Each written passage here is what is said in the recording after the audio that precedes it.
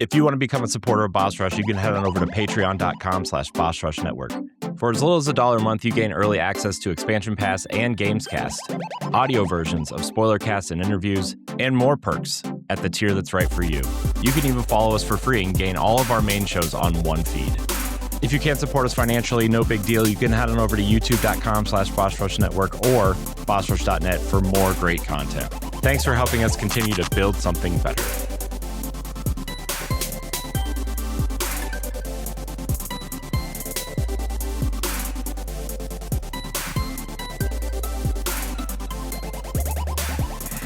Hello everybody, welcome to Nintendo Pow Block here on Boss Rush Network. I'm your host and I'm excited Eddie V. Joining me is the one, the only bossman himself, Mr. Corey Dirrig. Hello, good sir. Hello. Hi. Hi. It's been a strange week. So not for this show. The other shows I do. So yeah, quite the awkward week of Tower Casuals this week. So yeah. I mean, you guys were able to record one. So yeah, I mean, we probably have like 5 more episodes in us, just because they are adding a lot of content. At the death of this thing, they're adding a ton of content, which I made a really, it was a good joke, but also like I kind of felt bad after I made it because like half the studio is going to lose their jobs. But also I kind of don't feel bad because apparently half the studio didn't know Destiny was ending development until that announcement. So really, yeah. So sort of feel bad, but also sort of don't feel bad at the same time. But I said, I kind of warned the audience, like, we're probably gonna have to end Tower Casuals because if Destiny ends, like the show, it's not, there's no real way to take it, and we don't play marathon hardcore enough to do that. So, and I said, don't worry, we're not going to announce it in a blog post. Yikes. I think they should have did a video. I think a video I think if a video would have been more sincere, and there probably been a better accepting reaction to it and stuff. Because I don't know how the Destiny community like reacted or anything. I know for me, I'm probably going to re-download the game, and just like try to play until it ends and stuff for Destiny 2. Yeah, it was a shock to all of us. I'm going to be honest with you. But if you are a Destiny player, log in June 9th. June 9th. We're crashing the servers one last time. So log in. Even if you just go to the tower, just log in. Doesn't matter. Doesn't matter what content you've done or haven't done. We're all going. So, but they're not taking it offline yet. No, it's still going to be playable. I mean, Destiny 1 is still playable, and they haven't updated that game in like 7 or 8 years. So yeah, they're going to make sure it's still playable and balanced and everything. There's going to be probably some sort of skeleton crew on it to like, if something's broken, they'll patch it or something. But like, there's no active development on it. So I didn't think I would ever see the day Destiny would die. But here we are. I did sign the Destiny 3 petition, not because I know anything's going to happen, but just because it's, I don't know. I think people just want, I mean, it's just because nobody's playing right now doesn't mean it's not a popular IP, like, right. They should have gone right into Destiny 3 after the final shape. They should have just said, and I think if Marathon was ready, they might have, because I even wrote it in my review for the Edge of Fate. Like, the Edge of Fate felt like, the Edge of Fate felt like the beginning of a new, like a lead up entry to Destiny 3. Yeah, like it didn't feel like a new expansion. It felt like this is the third game. We're leaving Seoul. We're going to Kepler. We're investigating this thing. And they changed the way the game worked. They changed all the, it just, they changed everything to where it should have just been a Destiny 3, but to build a new engine, to build new worlds, to, it would have just cost a lot.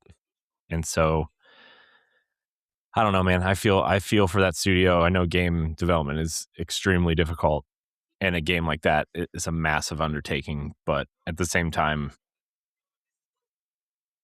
I don't know, man. It's rough. Because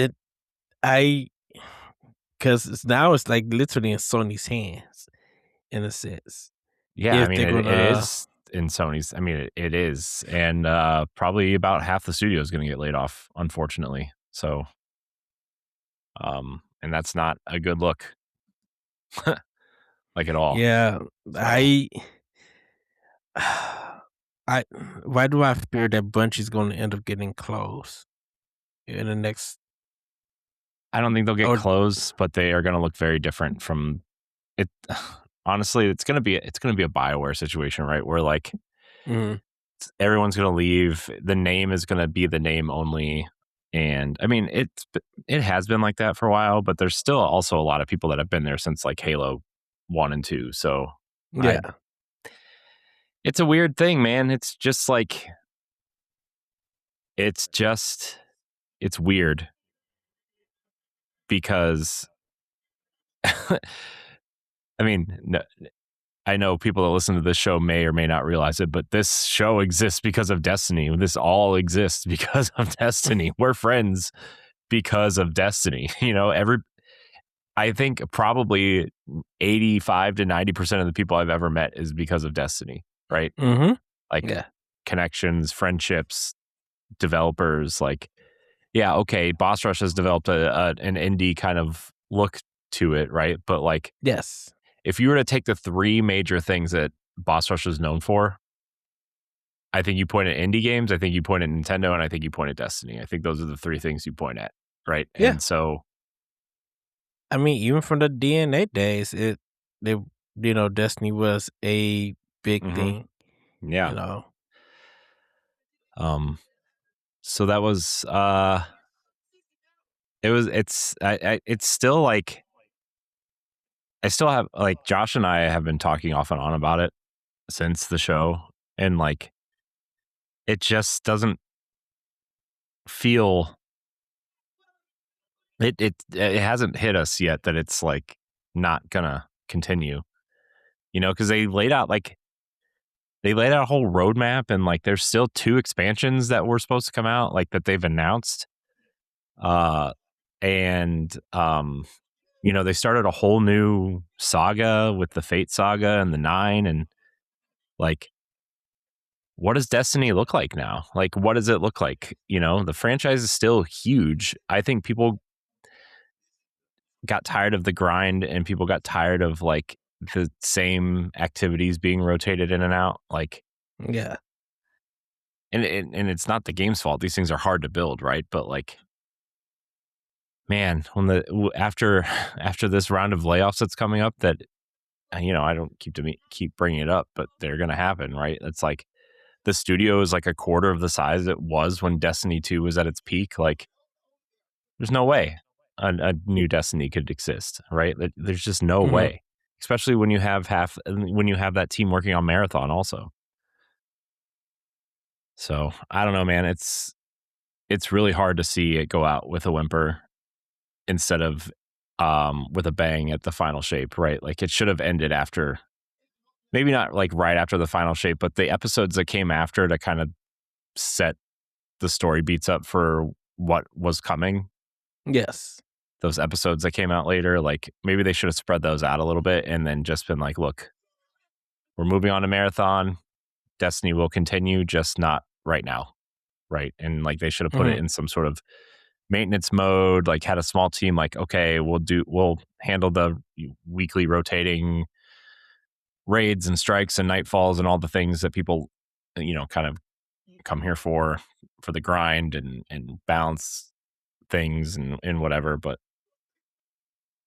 I don't know, man. It's hard to see. It's hard to read all these things from people and creators and friends, and our Discord was like, it's funny. I'm looking at the numbers for Tower Casuals, and like this is the biggest episode we've had since the Final Shape dropped. Like since the our latest Final episode. Since the Final Shape review episode, it's our biggest episode, and it's only been up for 2 days. So,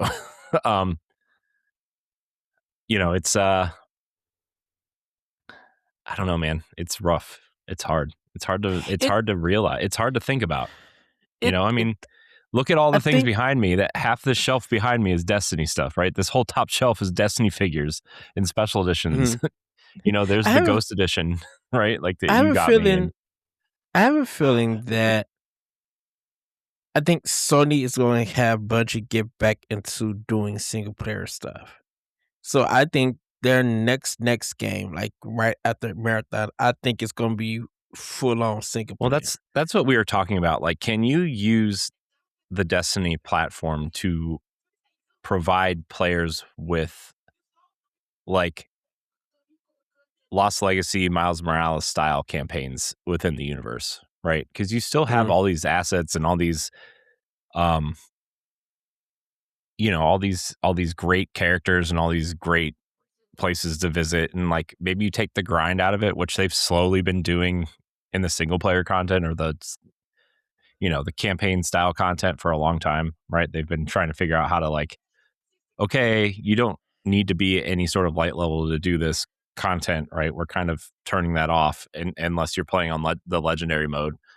But I was like, man, does it exist how Microsoft essentially wanted Halo Infinite to exist, right? Where like we're going to build these mini campaigns and release one like once a year or something. And charge $30 or $40 for it. And that it would suck because that's not what Destiny is. But I feel like the people who have been playing after the Final Shape, like the we'll say the old guard of Destiny, like the Gathalions and the Dados and the Bifes and the who were playing for story and lore, like that. I feel like that would be enough for the old guard, at least, to don't want to spend hundreds of hours in the game anymore. I think they probably won't have no choice but to make it like a regular first person campaign. Give them like 12 like Halo, 12 to 16 levels and give it a story and call it a day. Only thing that you could choose is maybe, different difficulties, put in some secrets here and there for weapons and stuff. Like you would literally have to turn Destiny into, I'm sorry to say this, but literally a basic traditional first person shooter. I mean, at this point in time, Sony's still probably a bunch to be like, we need to recoup our investment. We spent all of this money. And I like to say, and this is me, everybody. I think it's revenge money and the fact that because of Microsoft buying Activision, Sony got stingy to make sure that Bungie wouldn't get brought. So that money was to counter. Sony bought Bungie before Microsoft bought Activision, so I don't know where that's coming from. But because I thought they were still, I thought when Activision was in the process of being purchased, that Sony bought Bungie at that time. Because I don't know when Bungie's and Activision's contract ended.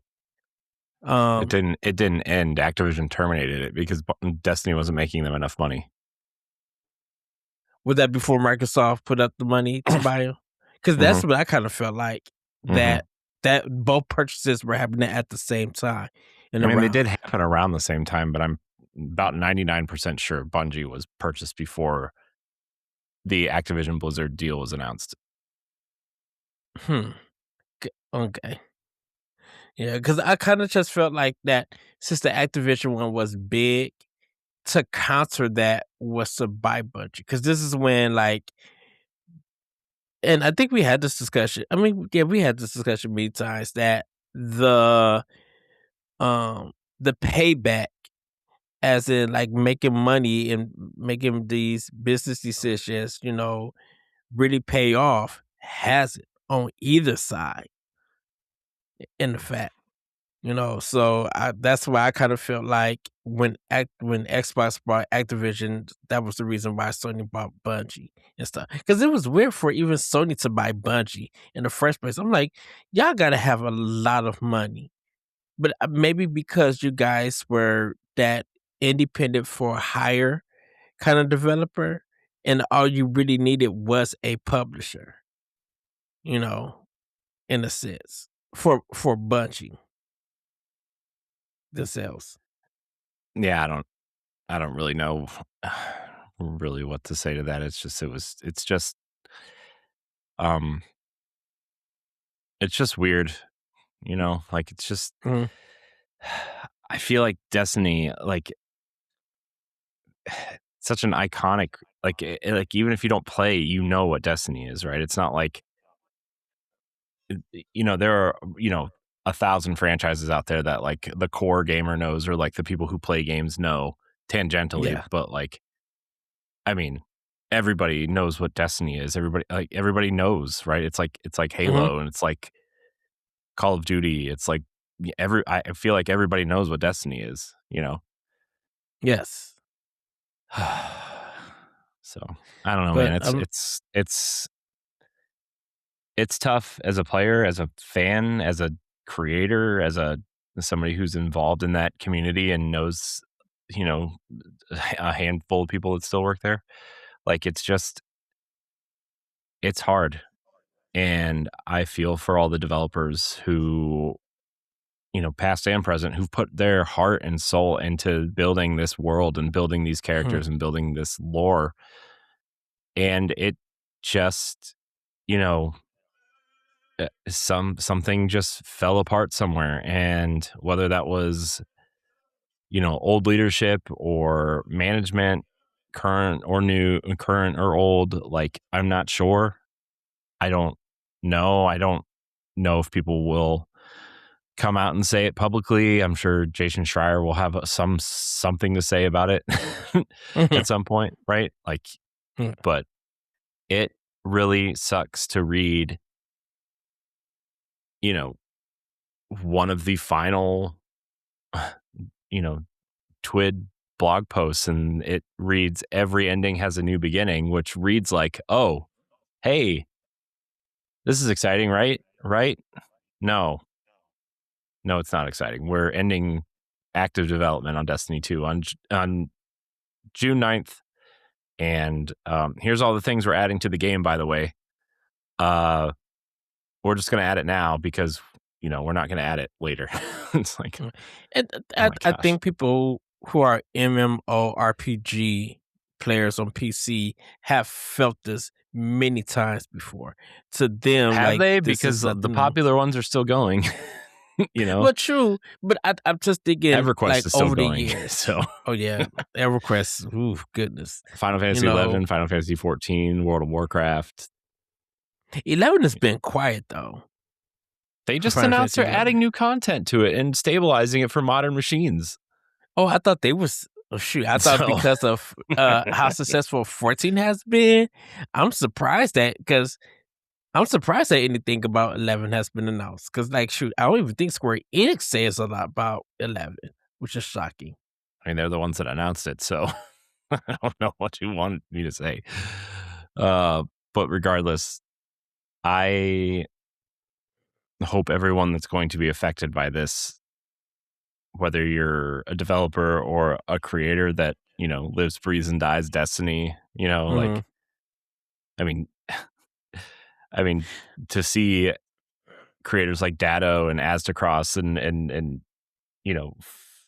Fallout plays, which is he's a has some variety to his content, but a lot of it is Destiny PvP. To see them make videos about this, like, it's like, really, like, oh my gosh, it's it's hard, man. It's hard to see. And look, I know that a lot of the content creators out there will be okay because they'll find something new to have their following follow them to. But the way game development is, man, like I really hope But some of these but I think developers find. people. Oh yeah, that I agree. But I think with the games as a service design was that I, n- I think people sometimes may not have think of a contingency plan of what happens or when will it happen when things come to an end. Well, You they did. know, It's marathon. That's their contingency plan. no, Like I I'm mean, just I know I'm just talking about creators who play this or do content in this kind of genre of gaming, oh and yeah, stuff. but I mean, I think that's why being a variety, like yeah, having a niche is good for the short term, but for the the long term health of being a creator, a content creator, Mhm. which you know, uh, I mean that's why Bife, a huge Destiny lore guy, like that's his whole channel started. After the final shape, started diversifying his content because we knew that Destiny was at least going to slow down, which it did, right? I mean, it did, but man, to go out on the lowest performing.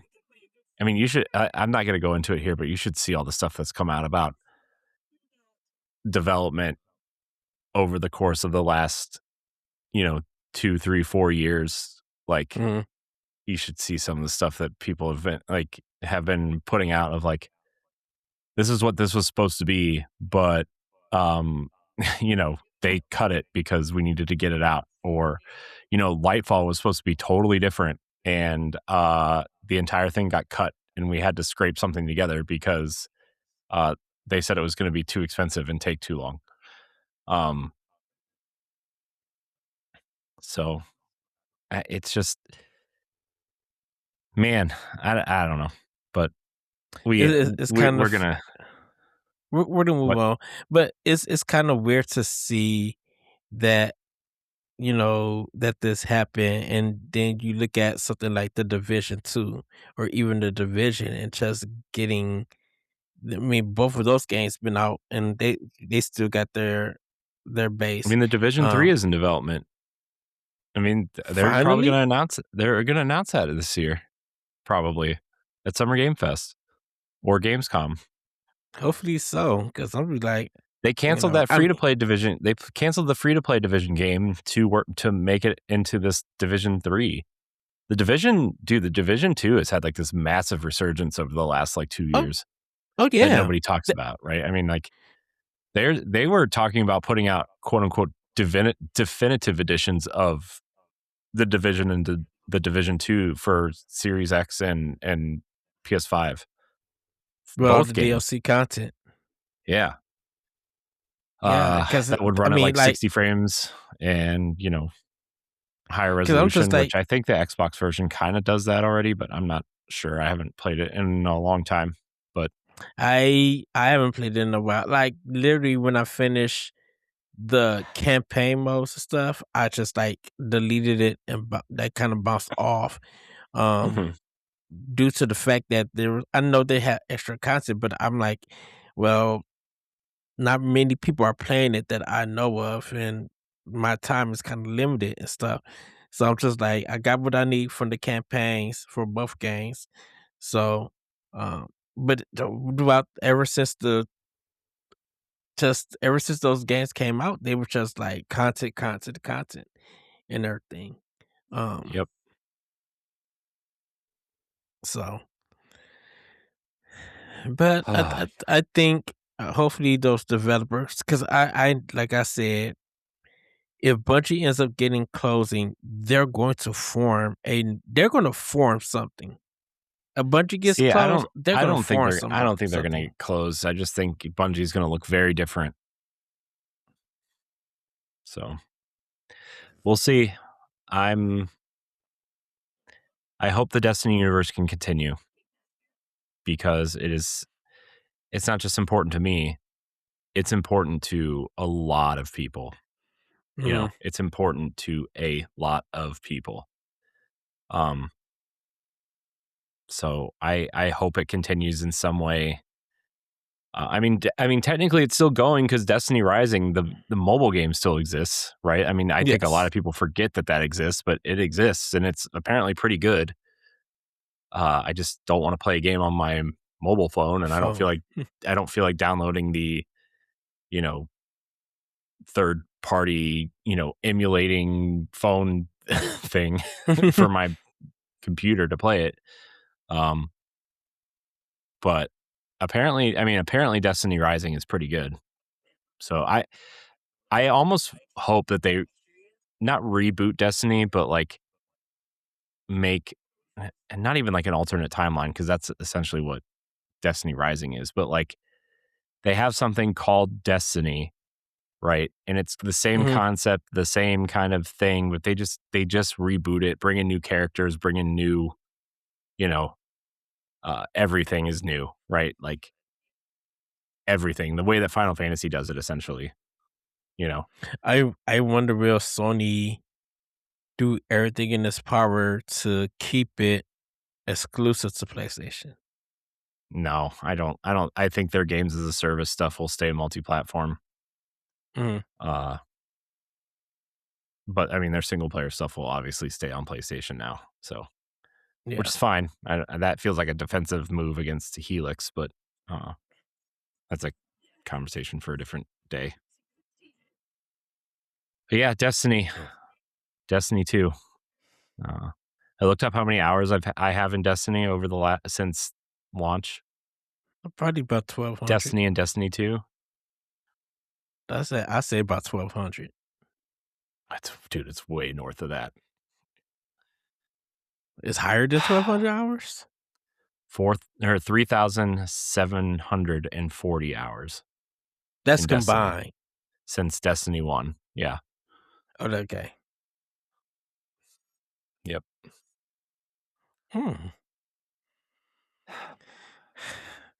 That'd be fun to translate that into, like, how many years would that be? Years? You could do that math. You can do that math, right? So I don't know where my calculator is on my computer, but I could do. Oh, it's right here. Let's see. What did I say? Hold on. 3,741.3 hours.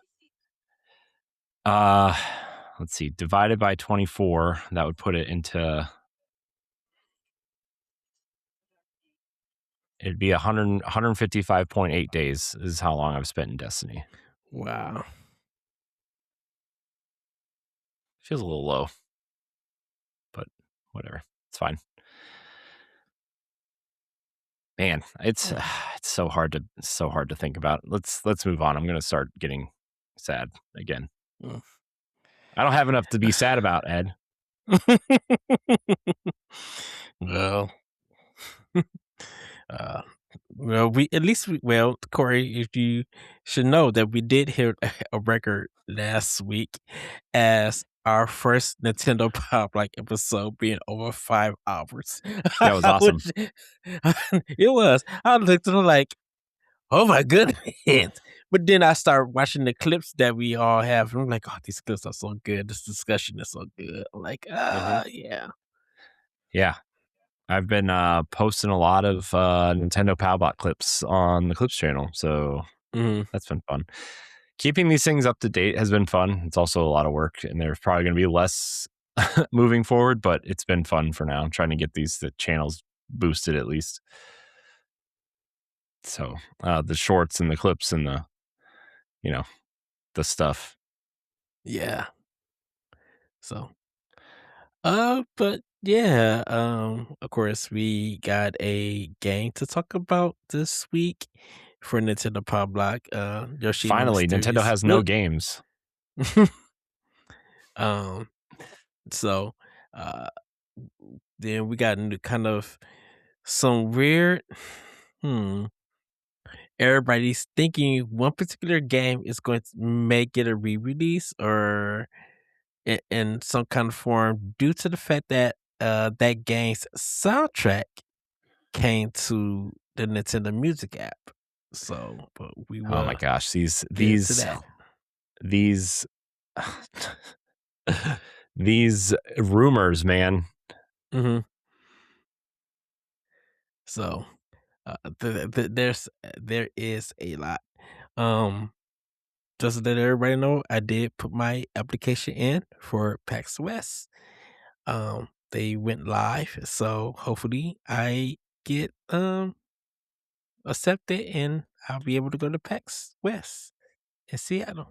Go see David and my other friends and the team and everything. I did watch the 6 indie game showcase, which was really good. One of the game's blocks for babies. I was so happy to see. I do have their interview that I'm getting together so I could put out. That's a game I played last year at PAX West. So I'm gonna have that interview ready to put out. Definitely with their trailer now, so people can see that game. And I'm super excited that they got noticed. And they were able to be in the showcase. So I'm so happy for Dan and Andy for their team. Because it's a cool concept. Like I said, a game where you play Tetris and then you go to first person and you shoot the blocks, Doom style. It's fun, it's wacky, and it's such a cool cool premise and everything. So, and hopefully that they are at PAX West again. And I hope I get to talk to them again also. Yes. Cool. So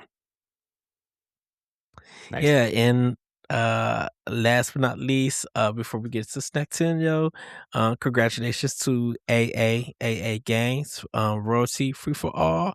They have completed their development, but they have not released any dates for their game, their debut game. But if you guys want to read those articles that I written for and about them, please do go to bossrush.net and look up our PAX East coverage. You will see 2 interviews that I did with them when we first saw the game and from this year's PAX East. So go check that out. But I just wanted to give them a big congratulations about that game. I'm super, super excited to be playing the full version. Because they boost stay pack when it came to the weekend. Everybody just kept coming in to play them and everything. So I'm super excited for the team. But with that, everybody, it's time for Snacktendo. Corey, what have you been snacking on? Not much really. We had some of that barbecue chicken pizza we usually get tonight, so that was fun.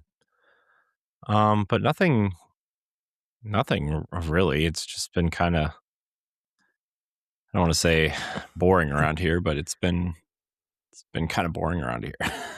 So. Thank you for the picture of the wrap that you made. Oh, I meant to send you the picture of the pizza too. I forgot to send you that too. I was going to actually, I actually had to ask you because I was at Aldi's yesterday on Friday, and I was just getting some bologna cheese and lettuce and some bread, just eating some sandwiches for work for a while till PAX East. Ooh, thank you. But I was looking at their condiments, and I thought they had a chipotle like mayo or something. But I didn't see it at our Aldi's. Maybe your Aldi doesn't have it. It was so weird because I was just like, Corey mentioned something about a chipotle like mayo. And so I was going to ask you, I'm like, what condiments do I need to get from Aldi's or look for? I mean, I don't know. I guess it just depends on what you like. I just get the I mean, I'm not a condiment heavy person. I usually have like mustard and mayonnaise and spicy brown mustard if we get sausages or hamburgers, or the chipotle mayonnaise sometimes, but that's kind of it for me. Usually it's like I like to try different spices on my food, but I just usually try to grab what's there, and they don't always have everything all the time. So, Okay. I do what I can, but it's not like, trying to run my own show here on the Food Network or anything. So, because I seen the sun-dried tomato wraps. mm-hmm. I didn't see the spinach wrap for it, but I might have. I'm just like, when I seen them, I'm just like, oh yeah, Corey was talking about this. I'm like, okay, I see it. I see what he's talking about. Yeah. Spinach wrap was good. I don't know which one I liked better, but I think the spinach one's probably a little bit better. So, okay. Well, it was good though. I guess I did make that breakfast burrito, and I cut it in half just to show Ed. Yes, but I seen the burnt part that you was talking about. And I was just like, okay, I see what he did. I'm like, that's kind of all the same thing as Taco Bell, in a sense. That they kind of do it that way and everything. I think Taco Bell just have the butter kind of part for it. But when I seen it, I'm just like, oh, that don't look too burnt. I'm like, that looks like a good way for it. Yeah, Good toast, I should say. I mean, I don't like burn it, but I leave it on the pan a little bit longer than it should be, just to give it that crispy kind of burnt taste. Yeah. But I did burn my wraps this morning though. Ooh. Oh no. Yeah. So that was great. Dude, they were so burnt, but I ate them anyway. The problem is like once you burn those wraps, they smell, the whole house smells. So, and it takes a while to get out. Yeah, it's not great. Okay. Oh well, it's fine. It's fine. Well, for me, I had just a basic sandwich at work. Lame. Kind of trying going to be eating that for a while, so I could like kind of save up. I kind of splurged just today, because I have Chipotle. I had a omelet too, today. But I'm like, I kind of been keeping it like really low key. I mean, I've been having some pops here and there, but like for right now, I'm gonna be just eating like basic sandwiches and drinking water. Kind of, just to maintain so I could budget correctly. So when PAX comes, if I get accepted, I'll be able to go and have enough coverage for it and everything. So, Cool. not too much. I did though get some ding dongs, Hosties at the Dollar Tree, the dollar store. Um, and then I seen these, and I didn't know that the dollar store had them. They're the Welchers, like sparkling grape juice, and you know the ones that sometimes people drink when it's New Year's, but it's just like now in a small form. There's a red one and a green one that I got. Um and so I'm just like, oh, I didn't know Richard did this. So I'm like, that's cool. I just throw them in the refrigerator, keep them cool, and once they're done, like chilled and stuff, take them out and have a drink with it. And everything. Cool. And then has some clearly Canadian Clearly drinks. Canadian, he says. Yeah, that's the drink that I used to have back in the 90s. For it. It's sparkling water, but it kind of tastes like soda. with it. We're just now selling it, so I'm super excited for that. To have them back and drink 'em. But pretty much that's kind of just been it. Some honey buns, nothing too serious. The little Debbie honey buns, not the Hosey honey buns, and everything. At a Target run, and just like, oh, let me get one of these. Wow. Don't shame me. Do what I want. Oh, sounds great. I had some cookies. Does that count? Yes. Some fake Aldi white Oreos. Those were good. I was at Vanilla the actually Oreos. Dollar Tree one. They had the stuff, white ones, where it's kind of like breaded instead of the cookie with the white Oreo frosting. I'm like, oh, they got the vanilla flavor. But I didn't get them. I was just like, okay, that's cool. Breaded. Weird. Okay. Sure. Yeah. It's just like the where the cookie part would be at hard. It's kind of cake.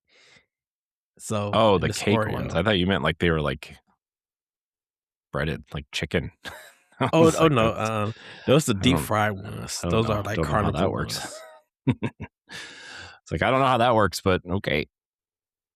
I just live here. People cook the weirdest things with the weirdest stuff. Yeah. It's weird. It's weird out there, everybody. Be careful what goes in your mouth. It's a life lesson. Yes. So I will leave that one alone. Good times. Let's get into play with power. So I don't know if you started it, Corey, but I did start Yoshi and the Mysterious Book. My son and I played it today. Okay, so that was fun. I didn't play too much of it. But it's we played. really we played the first. We played the first 3 stages, I think. Yeah, I about did the same thing. Like 3. Yeah. It's really cute. Yeah, it's a very cute, very kid kind of it. It's funny. It like feels like it's aimed at kids, but it's actually like pretty challenging. And they brought back the Yoshi's Island kind of aiming thing, right? Where it like moves instead of like in Yoshi's Crafted World, which by the way, we beat today. He's like, I want to beat the old one before we start the new one. I said, okay. So we did that, which I'll talk about in a minute. But I don't like how they brought back the Yoshi's Island kind of aiming reticle instead of just moving it like you do in Crafted World. But I love the art design in this. It feels so much like Yoshi's Crafted World mixed with Yoshi's Island. Like it feels like that, and like it has that kind of old school, like it runs at 60 frames a second, but it has that old school animation style where like some of it feels stop motion, but that's because like in order to progress the animation, they have to skip frames, and it feels a lot like that. And it's so cute. And like the little bumblebees that chase you around that you can eat, right? Like, dude, it's so funny. My son was like running from them. I'm like, just eat them. He's like, but they're going to hurt me. I said, just eat them. He loved it, man. Cause you could, so the reticle, I know you could use the right stick to get additional aiming. And then I think if you press R, is R or ZR, that's when it does some moving part for it, if you want to do that. All right. I'll look at the controls and see if I can fix them to be more like Crafted World, because I think my son would be a lot more. He'd be really happy if it was like that. It's are you trying to look like for more? We've been playing a lot of Mario Wonder together, and like the buttons are all different. So it got some getting used to, but whatever, it's fine. Yeah, because I think the B button is the B button for his tongue. I think, and A's for jump. A's for jump. Okay. Yeah. Which yeah, it would be better if Y was tongue and B was jump, in my opinion. Yeah, But there's probably a way to change that, right? There's got to be. probably Nintendo's so. Nintendo's been pretty good about that in recent generations. I know they Mhm. used to be like, no, you play how we want you to play and you'll like it, but they've been pretty good at that in recent years. Yeah. So Did you are you trying to look for more control with the reticle? I just don't want it to move. I just want it to stay still. So then use the R stick. Okay. So when you're playing, use the R stick, and it'll give you the reticle for it. That sticks, and then you can move it to wherever you need to be, and then hit the attack button with the egg. So it might be R, or like I said, R or ZR. Because once you do that, it's a weird. It's like Nintendo snuck in achievements with the drawing writings and stuff, like the note kind of taking thing, and I kind of thought that was cool. Be like, oh, you did this. Let's make a note of it, and it's just like, oh, I'm like, that feels like an achievement kind of thing. They're like little stamps, right? It's like, yeah, it's almost like in Mario Wonder when like they take the screenshot, right, and they put the date at the bottom. But this is more like real time doing it instead of like just saving a screenshot of it, right? So, but yeah, it's kind of neat the way they like kind of pencil it in. Had you been naming the characters? I have.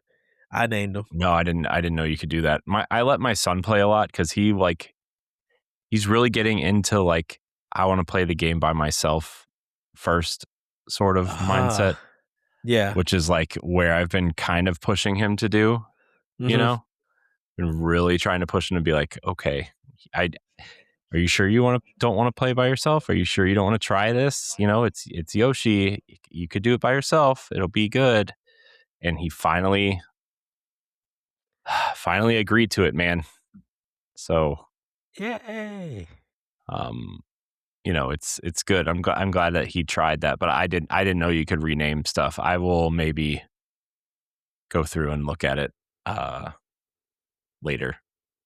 But. Yeah, if there's an option or there's a menu probably that, like, if you thought that you couldn't go back, it's just like if you want to change it, there's an option for you guys to go in and change it and stuff. Because I called the bees honey rots. Because like they're bees, and I'm thinking of honey, but they also look like carrots. So that's where the ROTS comes from. So it's like honey and carrots put together. Okay. Honey Ritz. So yeah, it's an incredibly cute game though. I think I'm glad they returned to like the 2D platformer thing instead of the kind of 2.5D thing that the last two have been, right? Or I guess the last three really have been, right? If you include Yoshi's story on N64. But I really think that this game is incredible looking. It's one of the, I mean, the style and like the watercolor kind of backgrounds mixed with like the pen and ink kind of character designs and it looks really nice. And I'm so happy that they did this. This art style. They really use Unreal Engine 5 very well in this game. And everything, and it's just so cool on what they did with this engine. I'm like, I would love to see more games, or probably not all of Nintendo games use Unreal Engine, but like I would love to see what a lot of those developers there could do with Unreal when it comes to first party from Nintendo. Yeah, I think there's too many problems with Unreal in general that kind of push people away from that. You know, there's a lot of people like don't like the way that Unreal does a lot of things, like Unreal 5 specifically. Yeah. I guess. And so a lot of it has to do with like the way textures and stuff are popped in on lower end hardware or non PC hardware. Which is why Hellblade only ran at 30 frames a second when it launched, because they couldn't get it to do what they needed it to do at 60 frames. It wasn't the power of the box, it was the engine. And why a lot of Unreal Engine games still only run at 30 frames a second on console. Now, again, I mean, obviously a lot run at 60 frames, right? But like they have to do a lot of work to get it to do that, apparently, from what I've heard. So,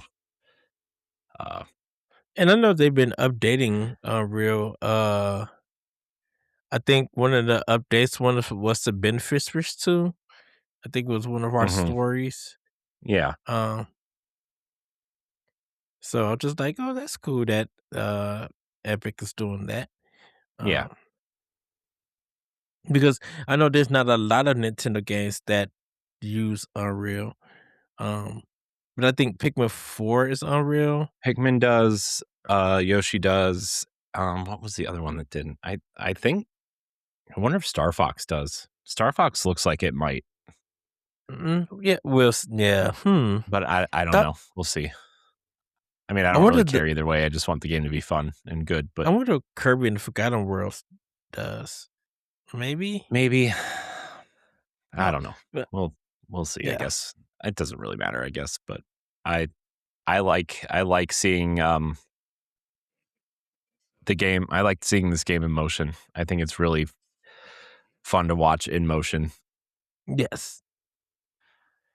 Yes, and great relaxing music. It's just so funny, and everything. And once again, it feels experimental that you got to try things to get different results, and those different results will lead to, like new notes and personally, I still call them achievements and stuff. But yeah, that's so cool, for it. But yeah, that's my takeaway. They missed such a prime opportunity, man, to bring back the whole sticker book idea here. Yeah. Man, they missed a prime opportunity here, man, to do that. It upsets me. Yeah. But whatever, I guess. Not important. Well, is there anything else you need to say, Corey, or you just still like me, kind of still in the beginning? On Yoshi? No, I don't have anything else. I did buy it physically though. Same. With all the with all the stuff that's going around about AI and cybersecurity and the way that PlayStation Network has been getting hacked, specifically, I don't know if you saw this floating around, but I know a lot of people. I don't know if anybody knows who Colin Moriarty is, but his PlayStation Network account was hacked, and like there's this whole thing going on around. You can read, like, Push Square and IGN wrote articles on it, and like apparently PlayStation network is terrible, and it's a growing problem that PlayStation Network is getting hacked. And easily ever getting hacked. Like people are turning off two-factor authentication without having the person's phone, right? Like that sort of thing. And like it's just getting really bad to the point where I'm like, I don't even know where I'm allowed to play games anymore. So I'm just gonna I started buying a lot of things, everything moving forward. I'm buying physically if it's available physically. Yeah. I mean, like something like Mina the Hollower, right? I'll buy digitally, and then when the Switch 2 physical version comes out, I'll end up buying it, right? But like, I'm buying physical. I can't risk stuff getting hacked, you know. And it sucks. I don't want to have to worry about stuff, but like that's the problem with Microsoft. Also, is like half their stuff they don't even sell physically anymore, you know. And the stuff they do sell, quote unquote, physically it's either a case with a code in the box or it's just like a data disk, like their equivalent of the key card, which look, the key cards are fine, right? I don't, yeah, like it's better to have the game key card than a digital file at this point. But like, I'm just so, with all this stuff going on and how simple it is to hack this stuff, apparently, because like they broke it all down on Sacred Symbols this week, like how it happened and how this person did it and how you can protect yourself from this happening until Sony fixes the problem. Like that was literally the first hour of the show. Oh, wow. It feels and like he that. said he said he got his account back in like 3 hours, but that's because he has connections at PlayStation and connections within the PlayStation community to escalate it. I mean, he has the biggest PlayStation podcast in the world, so like, I mean, he has the connections even if he doesn't use them, but still, like, it's pretty scary, It feels like the home situation, man. That I mean, PlayStation, just their network has never been, amazing. I mean, but I everybody, thought Microsoft I think was everybody supposed remembers to be helping them. No, I think they got out of that deal. They went with Amazon instead. They have AWS. They have AWS because that's how The Last of Us Part 2 was leaked, is somebody hacked into the network and downloaded the AWS package. Wow. So, because that was that was the Azure cloud thing for Microsoft. Yeah. But I mean, yeah, I don't know, man. It's all. We're all gonna just, if we're all just gonna, our accounts are at the whim of these companies. That's the problem. The only one I trust at this point is Apple, honestly. In terms of like a digital account, I don't even know if I trust Nintendo, but like at least I have the physical stuff to back it up. Exactly. In case somebody, also, like, they don't have trophies or achievements. I just have, the hundreds of games that have been distributed over the years for us, whether I bought them or given them or gifted them or whatever, Right. And I'm like, as long as the information for the game key card is still on my system, like it's on there. All I got to do is pop in the game key card and play it like it's a regular game. Yeah, but even then, right? Like, even if somebody quote unquote hacks your account, like that data isn't attached to your account; it's attached to the card, right? The key card, so it doesn't matter. Exactly. So, Ed, what is wrong with the universe, man? Everything's dying. Destiny's dying. PlayStation's dying. I'm dying. What's going on? It's fine. Life. Ed's gonna live forever. Oh, still recording Pow Block. Yep, without me, or an AI version of me, whichever one. Oh no, comes first. No. I would have a picture of you when we were getting the Super NES minis. Yeah, which, by the way, we got to figure that out. 500's coming up, and we still have 0 plans. It's 5 weeks away, man. We gotta get something together. So exactly. I'm gonna talk to Sana in the morning about our schedule, and then figure out how we can get together and do something. But we got to do something, man. We can't just blow over another big episode. We can't. Yes. Not allowing it. Yes. I'm ready to look up the train schedule. Choo choo. Look into the hotel situation. Get that together.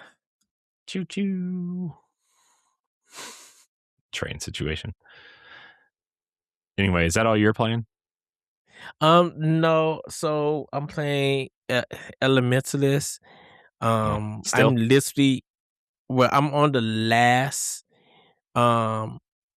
portion of the game. Like, I'm at the final boss, but the thing is, it's a boss rush fight. So I gotta fight all 7 of previous bosses for their dungeons, and then I got to fight the last boss of the current dungeon before I could beat the game. And the way that these boss fights are designed are frustrating. And plus, since they are purple, they have more hit points than they normally would. So the thing about it is I gotta fight all 7 of them in a row. Because if I die and I go back, I gotta start from the beginning, the first fight of the boss rush. And this is the ending of the game to get through. So I'm like, oh, great. So I gotta do all of that. And then I'll get the ending of that game. And then I started the demo for the Adventure of Elliot. It plays better than the first demo. I will definitely say that. I have more control and it feels more fluid than the demo one. So I'm going to play that for a while so I can finish it. I do enjoy it. I do like this demo. Like I said, I do like this demo.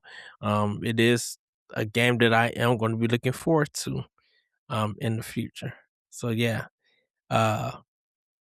Yeah, that's pretty much all that I'm playing. I haven't played Pragmata on Series X or Grand Theft Auto 5 or Series X. Because I'm thinking because of you, Corey, talking about South of Midnight, I think I'm going to pop that back in and start working on that. Play that alongside you. And everything. Because it's digital. Yeah, it's digital, but I just need to. I'm probably gonna reinstall it again and then continue with that game. Cool.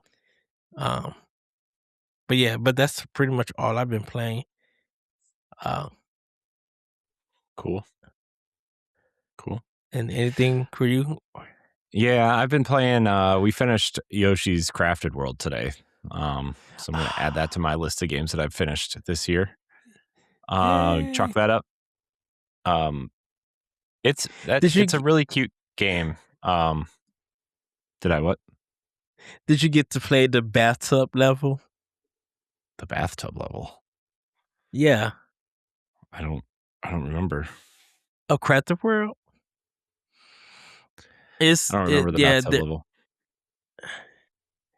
Dude, we've been playing this game for like 2 years, so I don't know. I don't know. It's like, I think it's after like the ninja levels that you play in the game. I don't remember. If you don't remember, that's okay. The levels we played today were the levels with the kind of large skeletal looking creatures with the axes that chase you around. Yeah. And then it was like a security, red light, white light kind of. You got to turn the red security lights off and hide from the spotlights, essentially, or like all these spike enemies will come out. And then we fought Bowser Jr. So that's what we did today. And is that the Bowser Jr. Is he on a train or something? No, he's in a big robot. The train is one of the boss fights, but that's like halfway through the game. This is the one where he he steals all the stones and he wishes for a really giant robot, and then he starts playing with these like toy trucks and toy rockets, but trying to smash you with them essentially.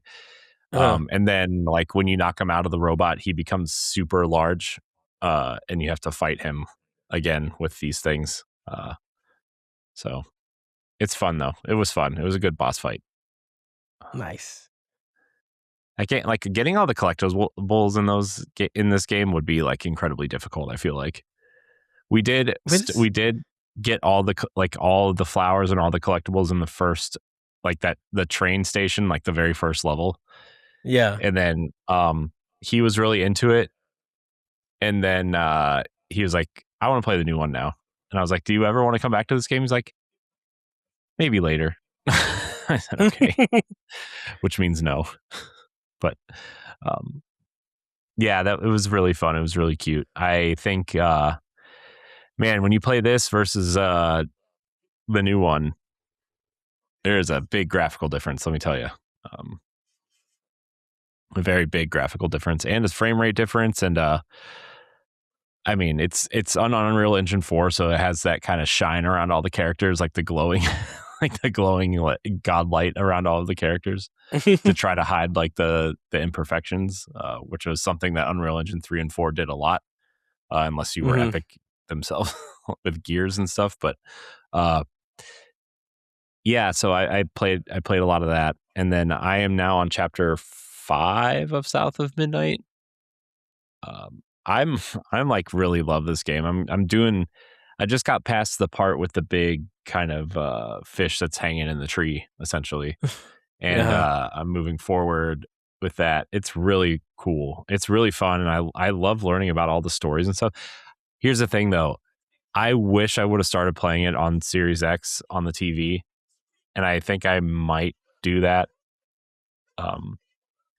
Just because like it does show, I mean, again, it runs good on the Switch too. It runs great, but like, it runs better on the Series X, and it looks better on the Series X, and the lighting is better and the textures are better. And it's like, it's a short game. I'm not super far. Maybe I should just start over and play on the Series X.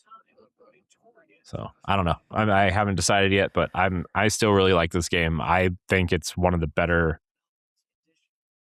I mean, the thing is like Xbox has mastered this AA space essentially with this and Hi-Fi Rush and Psychonauts and like games like that. They've like mastered that space. It's the AAA space that they can't get out. And like I don't know, man. It's weird. They've really mastered this area. I know we talked about it, I think last week, but I'm just like, playing some of Microsoft's IPs on other platforms, especially with Switch 2 now, it really gets a lot of people talking about, man, this game was really good. Why I didn't play it on the Series X? And we talked about, this is a good way to bring people to try the games on Microsoft's hardware and kind of get them into their ecosystem. Because like you said, Hi-Fi Rush, man, it's such a great and amazing game. Like we seen the vision that they were doing, and we're just like, this is a good lead up to a strong year for Microsoft. That's what we was hoping for. It didn't plan out that way, but we all was just like, yeah, Hi-Fi Rush is a 9.5. It deserves any and every award that it gets and stuff. And so to see a lot of people once again, complimenting South of Midnight just on Switch 2, I hope people actually give that game a chance on Series X. And plus, by that time, if you go back and play it, you'll know what to do because you experience it. You just experience it at a different quality rate on Series X and stuff. Yeah. Yeah, I mean it's good. It's great. I think Hazel is a great character. I think the stuff that kind of surrounds this game is really interesting, and I really hope that they are able to either do again, I don't know how the game ends, so maybe there isn't room for a sequel, but I hope they get to do something, either a sequel or something in the vein of this again, because it's very good. So, and I can't imagine, I mean, I know Compulsion's kind of a small studio, but like, I can't imagine this game was that expensive to make. Or like, if they got a green light for this, I can't imagine it would take a second game to be, take longer than like 3 years to make, Right. So, I mean, the Uncharted trilogy was made in the entire trilogy was made in like 7 years. I think you could probably get 2 of these games out in 7 years. I know, different time, different era, different engine, different whatever, but still. But that's kind of it. I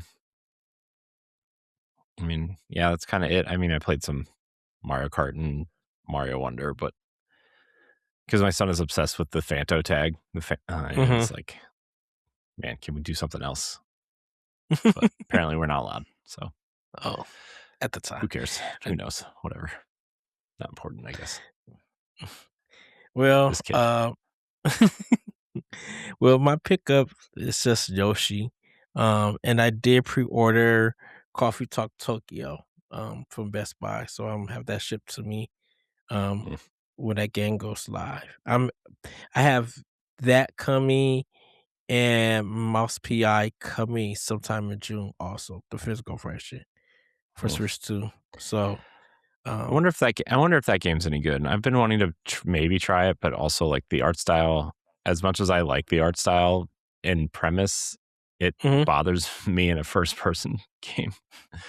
I don't know, man. There's something about that the rubber hose kind of 30s animation that. But were you not into the Disney kind of Walt Disney style that looks like that? I mean, the Steamboat Willie style. I mean, I watched them, but like, I don't know. It's hard for me to go backwards when things are moving forward. Yeah, I've always been like that with everything. You know, like even games that I missed out on. Like, I mean, I played the first like 3 games I played this year were all retro games. 4 games I played, 5 games that beat this year were all retro games, and it was hard for me to do that. I've had to force myself to do that, and I enjoyed myself. But like, I think I would rather play a new 2D Metroid in the style of Dread today than I would go back to like something what I played earlier this year, you know? Or, you know, I would rather play a new Fire Emblem than go back to an old Fire Emblem, you know? So, that's why I'm such a big fan of remasters and remakes, you know, because they bring the old stuff forward and it makes it nice. but I will say you wanted to see what Metroid was all about, and you haven't started your Mega Man journey yet, which I'm waiting for. I'm gonna have to though, because that new one's coming out, and I would like to. Oh, next year? Yeah, isn't it coming out next year? Yeah, what's it called? Dual Overdrive or whatever. Yeah. But I'm just like, shoot, you gotta go. Look, you got 11 games to get through.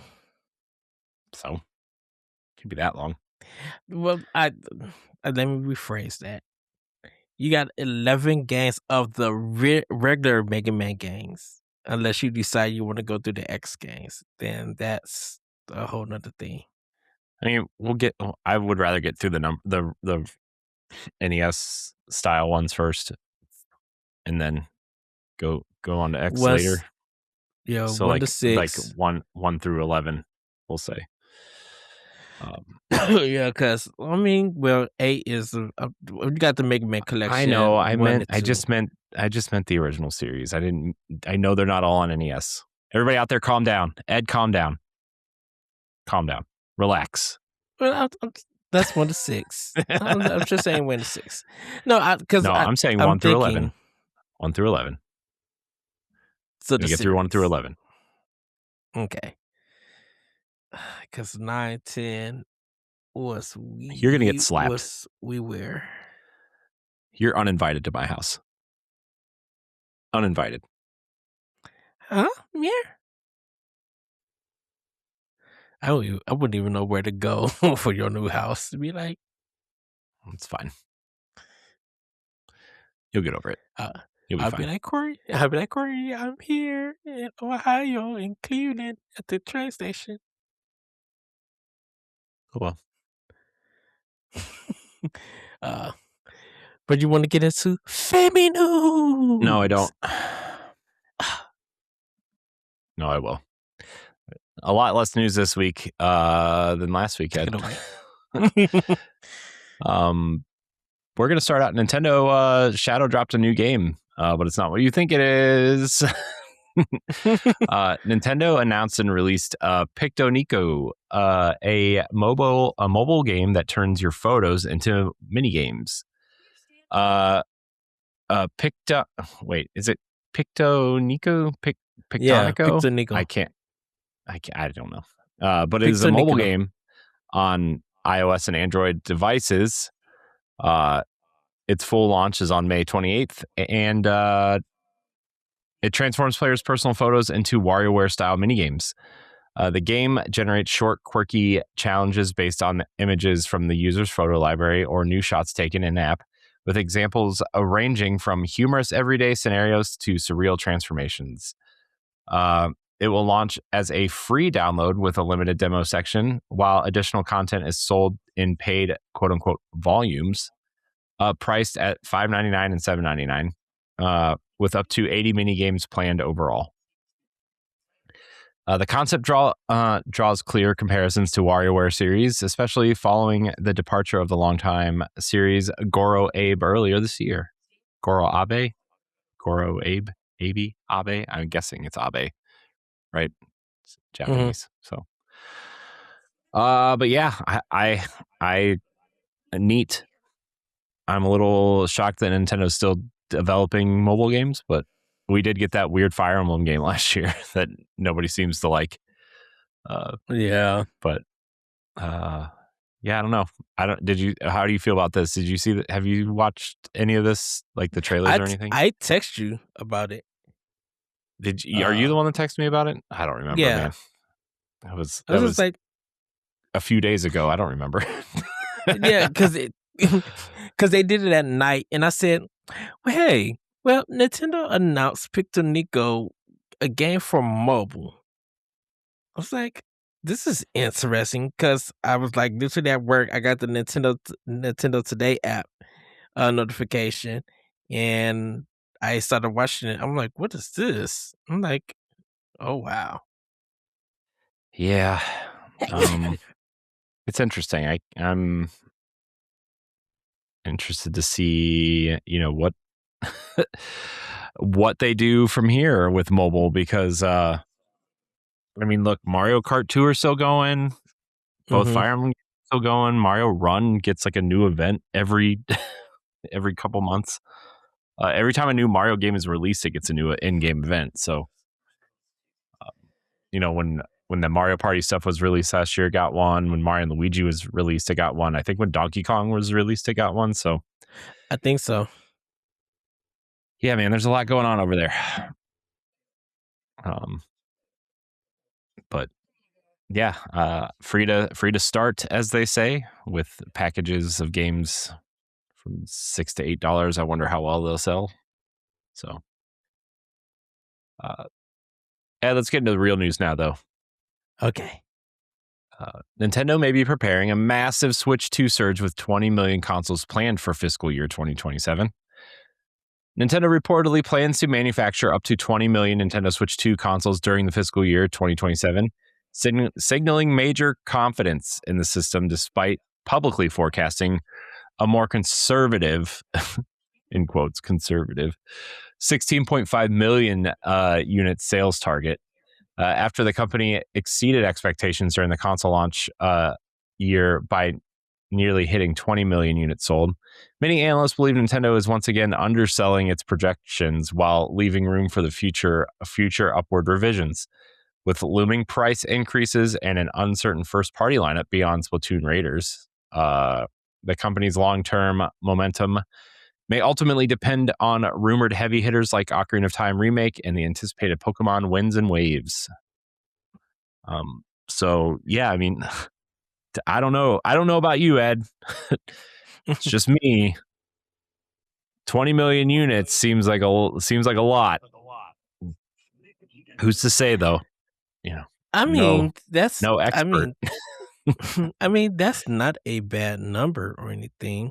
Definitely when we don't know how the economy is going to go this week in the next couple of months or even in 2027.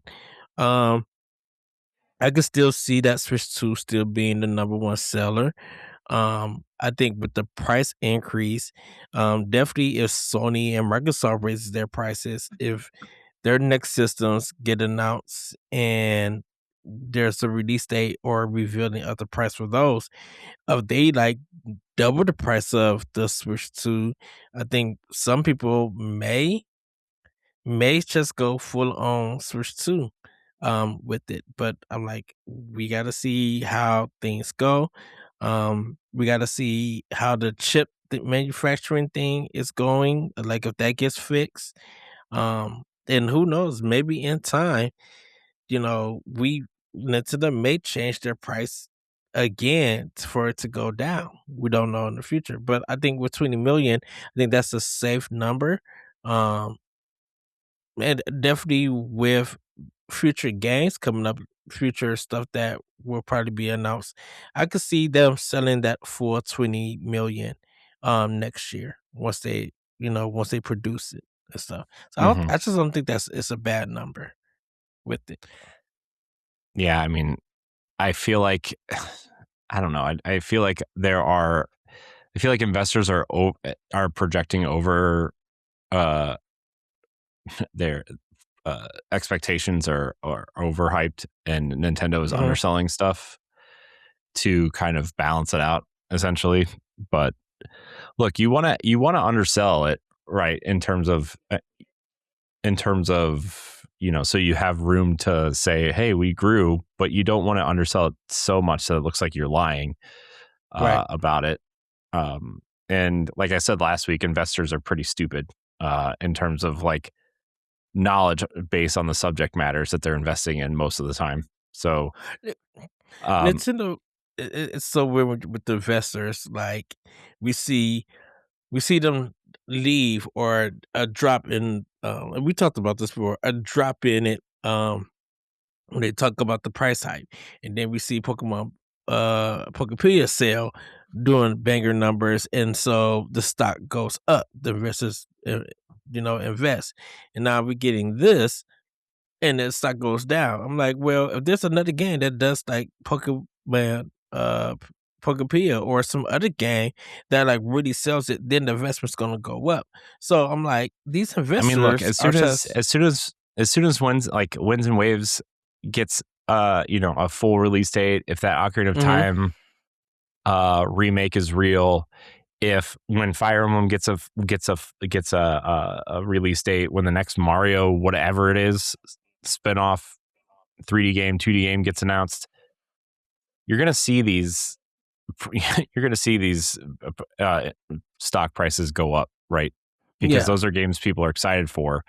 And it's just like, okay, just because they haven't announced something, June has always been the month where all of these big games get announced. You know that. If you don't know that, then why are you even like, why are you even participating? I understand that video games are a generally a smart investment in these console manufacturers and in the AAA space, right? But like, you're not investing because they haven't announced their big games, because that always happens in June at these big events. Okay, E3's gone, but Summer Game Fest is happening, Gamescom is happening, Nintendo's going to both. Right. I'm sure there'll be a direct in there somewhere, or a treehouse or something that announces at least they're going to have at least one new game announced at something, right? In a direct or something around that time. I literally had this dream that Tuesday before Sony's showcase, that Nintendo announced the Nintendo Direct on that same day. And Nintendo's first. And Sony is later. And I was just like, I'm at home. Corey, I messaged you. This is just a dream, everybody. This is not real. I messaged you, and you said that you're home. You don't have no meetings. We both watched the direct and like full on get onto recording. And then even later on that night, we record some more. Like if that direct is like really good, do. It's going to be what everybody's going to be talking now, and then the state of play could also be like an amazing showcase that everybody's going to be talking about. Mm-hmm. So, like with Nintendo, we just don't know when or if they show. Even if they don't show anything in June, we're hoping that they show something in July. But yeah, I agree with you. June is a big month just for gaming for everybody, but it's going to be super big for Nintendo. Because I'm like, you guys got to show something for the fall, the winter, and at least the beginning of 2027. Mm-hmm. Yep. So. Yep. So. Because we don't care what the one more thing is. Just show us a direct. Yeah. Yep. So, did you see that fake interview going around about directs, by the way? Yeah. Like, I seen it on Twitter, and then they put the caption just saying, "This is fake. This is our sarcastic this time." Mm-hmm. Yeah. All right, Ed. More more Lego talk here on Nintendo Pow Block. Nintendo has officially teased a dedicated Donkey Kong set with a barrel roll reveal. Nintendo has officially teased a new Lego Donkey Kong project, hinting at the iconic ape's first standalone Lego series with a short video featuring a rolling brick-built barrel. Jeez, try saying that 3 times fast. And classic DK-inspired visuals. While details remain scarce, the tease has already fueled speculation about retro-themed Donkey Kong arcade cabinet set rumored for later this year, potentially inspired by the original arcade game. Donkey Kong has previously appeared in Legos for Super Mario and Mario Kart lines, but this marks the strongest sign yet that Nintendo and Lego are giving the franchise its own spotlight. And longtime fans are already hoping for pixel art designs, classic arcade references, and even a, quote, Jumpman Mario appearance. That's cool. I think it would be cool to have like a Lego set of the kind of the pink ramps with the blue scaffolding, right? From the arcade game. I think that would be like a really neat, people have already tried to do that without an official set, and actually make those their shelving units for games and, their collectibles and everything. So I think a Lego set of that would be awesome. So also, where's that Pixel Pauline? You think this will be a classic Donkey Kong, or you think this will be more modern?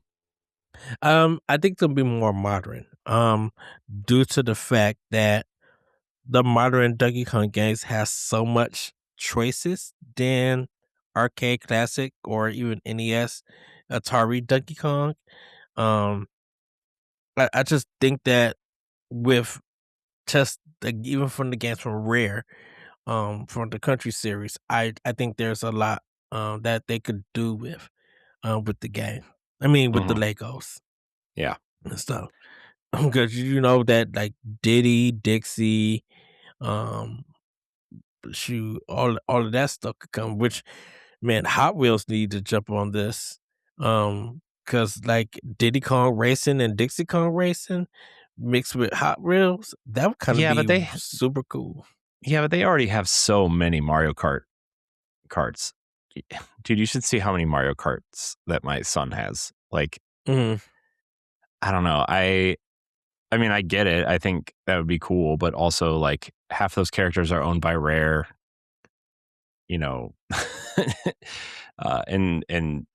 I think they'll just end up doing the Mario Kart thing because, I mean, no Dixie Kong, but Diddy Kong is in Mario Kart, right? So, right. Diddy Kong's not in the new one though, is he? I guess he's not. Man, and come on, get it together, Nintendo. Where's the Mario Kart DLC at? Yeah, that's what everybody's waiting for. Yeah, I thought, dude, I'm actually really disappointed in the rollout of this Mario Kart game. It's like not very good. I mean, the game is good, but I mean, like the rollout and the consistent updates and stuff that I was 1,000% expecting from the mobile game is not happening, and it bothers me. It really bothers me. I don't think Nintendo even had the plan and everything. I don't Look, know, man. Nintendo's released some more stuff for Fire Emblem Heroes on mobile than yeah, I'm quite aware every time I get an email from that game giving me the update on which characters are getting bikini sets this year. That's not a joke. I literally got one of those the other day, and I don't know, man. I get it. Interesting. It's your sexy anime gacha game, but also like, geez, figure it out, man. That just shows you how Japanese that game is. Well, yeah. Speaking of Japanese gacha games with sexy anime girls, we're going to be talking about Genshin Impact later. So, stress, dude. Fire Emblem Heroes, I like the game. I love it a lot, and I get really excited when I get 5-star heroes all the time. But like, yeah, some of the costumes, man, it's just like, I'm really glad nobody's around right now, because this would be a lot of explaining to do for something. some questionable content. And I'm not talking about the garbage kind. I'm talking like literally like, huh? What's this? It's definitely some of it's not great, man. It's man, if it wasn't Nintendo, I would I mean, it's just like, oh my gosh, anyways, it's not important, I guess, but it's a oh my. It's something, man. It is something. So, all right, let's move on. We're moving on from Legos and Fire Emblem. Embracer. I will say before we get into it, I do want to see the box art for the Lego Donkey Kong one. I think that's going to look really cool if they have it like in the black background and then the set. I think that's going to look really cool. Yeah, I mean, it definitely has potential to look cool. Hope it looks better than the Pokemon ones. True, because those ones look pretty bad. I'm not gonna lie. I think the Pokemon ones look awful. But yeah, we go to the next story. Let's move on. Let's move on to Embracer. Embracer, Ed, you've heard of them?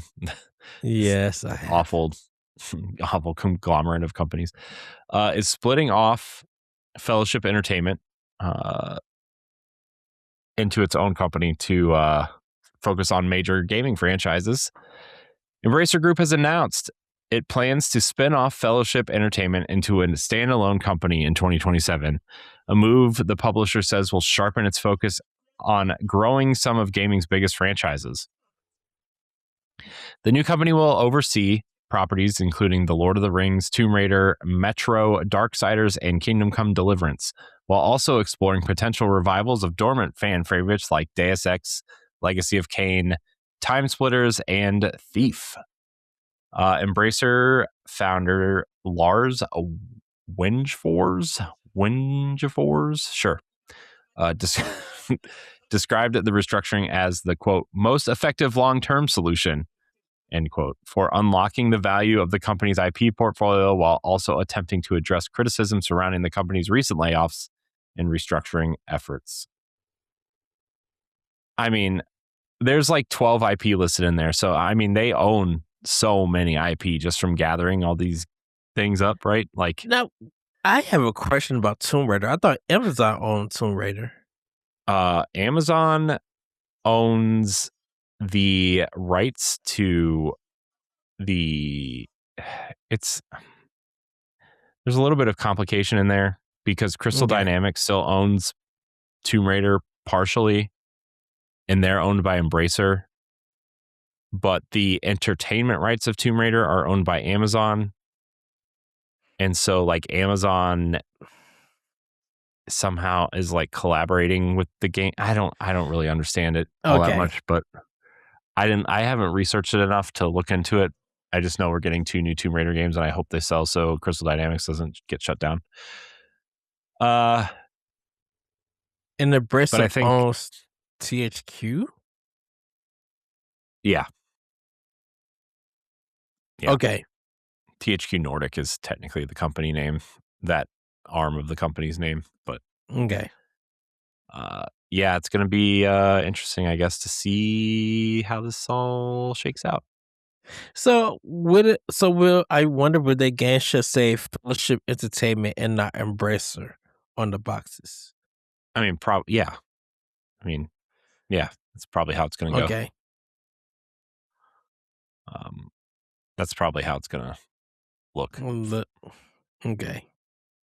So, but yeah, good luck with that, I guess. I hope these games, dude, I hope it does well, because it's just, I don't know, man. It really irks Metro me got the way what? So we got a new Metro game coming. The Lord of the Rings announced a new game. Yep, that Warhorse is doing, actually. The Kingdom Come team is doing. Wasn't there a second announcement with that Lord of the Rings one? Another game? They announced. I don't remember, man. I don't know. I don't pay enough attention to Lord of the Rings. I don't really care about that IP like at all. But I mean, that I know there's a movie coming, a prequel movie. Yeah, but I don't know anything about. Legacy of Kain just released a remaster of one of their games. And we know that Tomb Raider has a new game coming out in the future. And a remake. Reimagining, we should say. Okay. Because don't forget, they're doing that the Legacy of Atlantis, which is the remake of that reimagining of the first game. And then they're doing the new game Catalyst, which is the new game, I think. Okay. So, they got 2 of them. Okay. Yep. So that's all happening still. Although Crystal Dynamics did go through their like 3rd round of layoffs in a year recently, so that's not great. But yeah, I mean, when they're the game they're working on for Microsoft gets pulled, I guess gets canceled. That's what you're gonna. I mean, you staff up for this game that you're working on, and then they cancel it. You know, that's not a great look. Crazy. But you know, I don't know what you do about that. You know, like I don't know how to. Again, the games industry is just in a very bad place, and they need it needs to somehow learn how to fix itself, because it's hurting people's enjoyment of games. It's hurting people's enjoyment of making games. It's hurting these studios' abilities to get games out because they cost so much money, you know, and like, but then you have like hundreds of games releasing on Steam every week. It's like, geez. I mean, last year Steam released like 17,000 games. That's so many. Exactly. The NES by itself has like 735 games on it. That's it. You know, that's it in quotes. Like, that's still more games than I'll ever play in my lifetime. But still, like, this industry is so broken, man. It hurts to even think about playing games anymore. You know, it's just, it's insane. This industry is so broken. We still play. Can we fix something, please? Can we please just fix something? You know, it's just, there's so many games and there's not enough time. You're battling time now and other entertainment. I mean, that's what everybody laughed when Matt Booty over at Xbox said, that Xbox wasn't just battling PlayStation and Nintendo. They were battling platforms like TikTok and Instagram and Netflix, because like, you're battling for people's time because there's so much choice of entertainment now, you know? Exactly. And like, everybody laughed, but it's so true, you know, like you're fighting for people's time and attention now. And I mean, it's what I kind of like tell people about, and at work, I run a lot of podcasts at work, and I'm like, it's not 2010 anymore, for podcasts. When like, here's the example, right, that I have been using. Remember how big Podcast Beyond back in the day from IGN was in like 2008, 9, 10, 11? They would get like millions of listens a week or whatever, like a million downloads a week or whatever, right? Yeah. And it was the biggest PlayStation podcast on the planet, right? Yes. Now, the biggest PlayStation podcast is Sacred Symbols. You know how many downloads they get a week? Like 80 or 90,000. And it's the biggest one on the planet. Like, that's how much podcasting has changed. That's how many podcasts have come out since then. And that's how much entertainment has changed since then. And that's just in podcast space, So it's wild, man. It's crazy out there trying to just get people's attention. We're lucky. We're lucky to get, the couple thousand a month that we get, Exactly. And I'm like thrilled that we have that many, considering how that our last episode was 5 hours. So, anyways, new intro rocks though. I'm digging it. Yes. Where were we at? What were we even talking about? Oh, Embracer, Tomb Raider. Yeah, all these other things. I'm excited for Tomb Raider though. I'm excited. I hope they come to Switch 2. Both of them. That's what everybody's hoping for. Where's Rise and Shadow on Switch 2? But to tell you the truth, I think because of the recession of the Tomb Raider coming to Switch 2, and hopefully Rise and Shadow comes out and does the same thing, I could see these two new games coming out for Switch 2. Yeah. I mean, I don't think they won't come out on Switch 2. But people like to just not put things on Nintendo for one reason or not. So, all right, let's talk about events, Ed. Yes. Talk about some events. I really didn't put these in any order. I usually try to put them in order of like hardware, financials, games, first party, third party indie stuff, but this is in no order this time. I'm sorry. I don't know if people really care or notice, but I like to kind of put them in that way just so we kind of have that consistent flow throughout the stories. But I didn't do it this time. I was just kind of trying to put a show together. I usually do the show I try to do it on Friday nights because we record on Saturdays.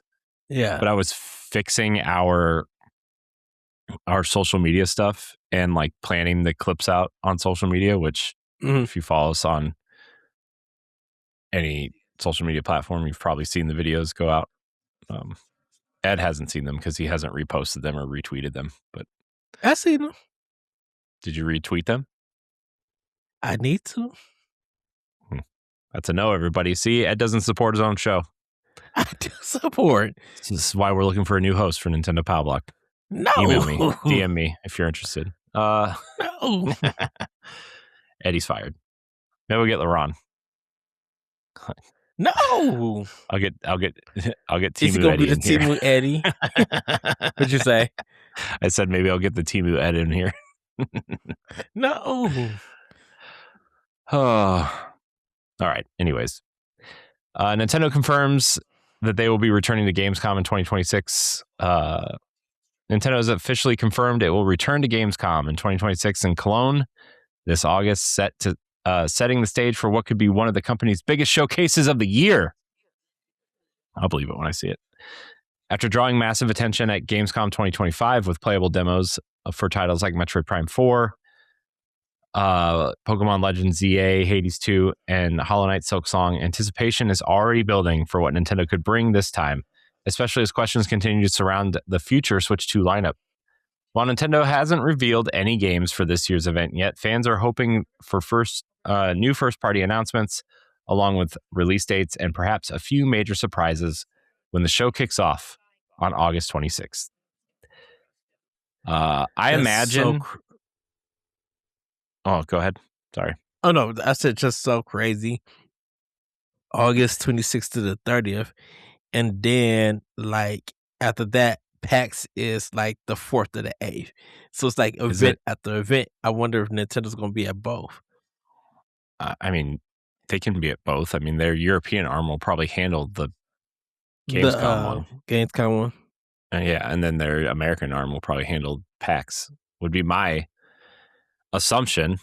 Because I think everybody's going to look like whatever gets announced, hopefully, whatever gets announced and playable at Gamescom will be the same thing for PAX West. Because if that happens, that Nintendo line's going to be packed. If they got like a lot of good games. Yeah, I mean, I don't know if it'll be exactly the same. But I do imagine, especially first party stuff will probably be similar, right? I would imagine something like Fire Emblem would be playable there, just because it hasn't been announced yet. Yeah, like the release date or whatever. I imagine whatever the Zelda remake will be playable there at that point, if it's their fall game, right? Their September, October, November game. And then whatever they decide to release in, whatever their third game in the fall will be, right? Because I assume it'll be Fire Emblem, that Zelda remake if it's real, and something. I bet it's Mario related. I mean, Mario Party, Mario. I mean, we did get Mario Tennis earlier this year, I guess, but it's got to be something Mario related, right? Yeah, Mario Party would be the. You think we'll get another Mario Party that soon? Because like we had in 2024, we had Mario Party Jamboree, and then we had Jamboree TV last year, which was that add-on. You think we'll get another Mario Party that soon? Yeah. I mean, I think so. I guess I wouldn't put it past them. It's probably going to be a Kirby. No, I would say we just got a Kirby game, but they're not afraid to release 7,000 Kirby games on the console in 1 year. Oh no. The Kirby Robobo bot remake is rumored, right? I don't know how many bows are in that Robobot title. If Monolith Soft announced their game and it's playable, I could see that being one. Maybe something. Yeah, because when was 3? When did 3 come out? 2022. It's time. It's about time. Probably right. 22 or 23. I think 22. I think it was 22 because the DLC came out in 23. Yeah. It's got to be about time, right? I mean, it's got to be time for a new one. Right, because like Star Fox will already been out. So Star Fox, Splatoon, and Yoshi will be out. Fire Emblem will be close to being out. So like, yeah, they would have to have something completely new because everything got PAX East. I'm like, well, this is already out for some of this. Because the DLC for Wonder was already out. So I'm just like, I'm like, you guys gotta announce something, have something new for demos for Gamescom. I can't see them bringing something that's previously the stuff that's already been out, unless they just try to feel something. Because at West last year, I mean, they had the Pokemon and stuff like that, but then on the other side, they had like the indies and third party stuff. So they could also bring some of those games. Like everybody's hoping that, I mean, more of Elden Ring and Duskbloods be there. Duskbloods, those Duskbloods will probably be one of the big games that they show off, right? That would, I mean, that's technically exclusive, so that that might be something. That's probably the other game that they'll have there, right? Especially in Europe, right? Like I feel like that feels. Yeah, I don't know, I feel like that feels like something that they would highlight over there. So, but I still feel like they're gonna want one more thing, right? Like I feel like they're gonna want one more thing to push. I mean, I don't know if you've seen all the definitive editions of things that are coming, like Sonic Frontiers. I just seen the announcement of that. Devil May Cry 5, supposedly. All these games are getting Switch 2 editions. Is that one's a rumor, right? Yeah. Okay. But I think we was expecting Devil May Cry 5 to come to Switch 2. They're all on Switch 1, right? Except for 5. Is 4 on there? 1, 2, 3 are. No, 4 is it. Just 1 to 3 is on there. See, that surprises me. I feel like 4. Why would you skip 4 and go straight to 5? Because 4 needs to be remade. That game is terrible. I mean, that camera does is... it? Well, that camera is worse. Oh, goodness. I'd rather play Devil May Cry 2 again than ever play Devil May Cry 4. Something. But yeah, bring 5 out for Switch 2 so I could jam out to the music and just destroy once again.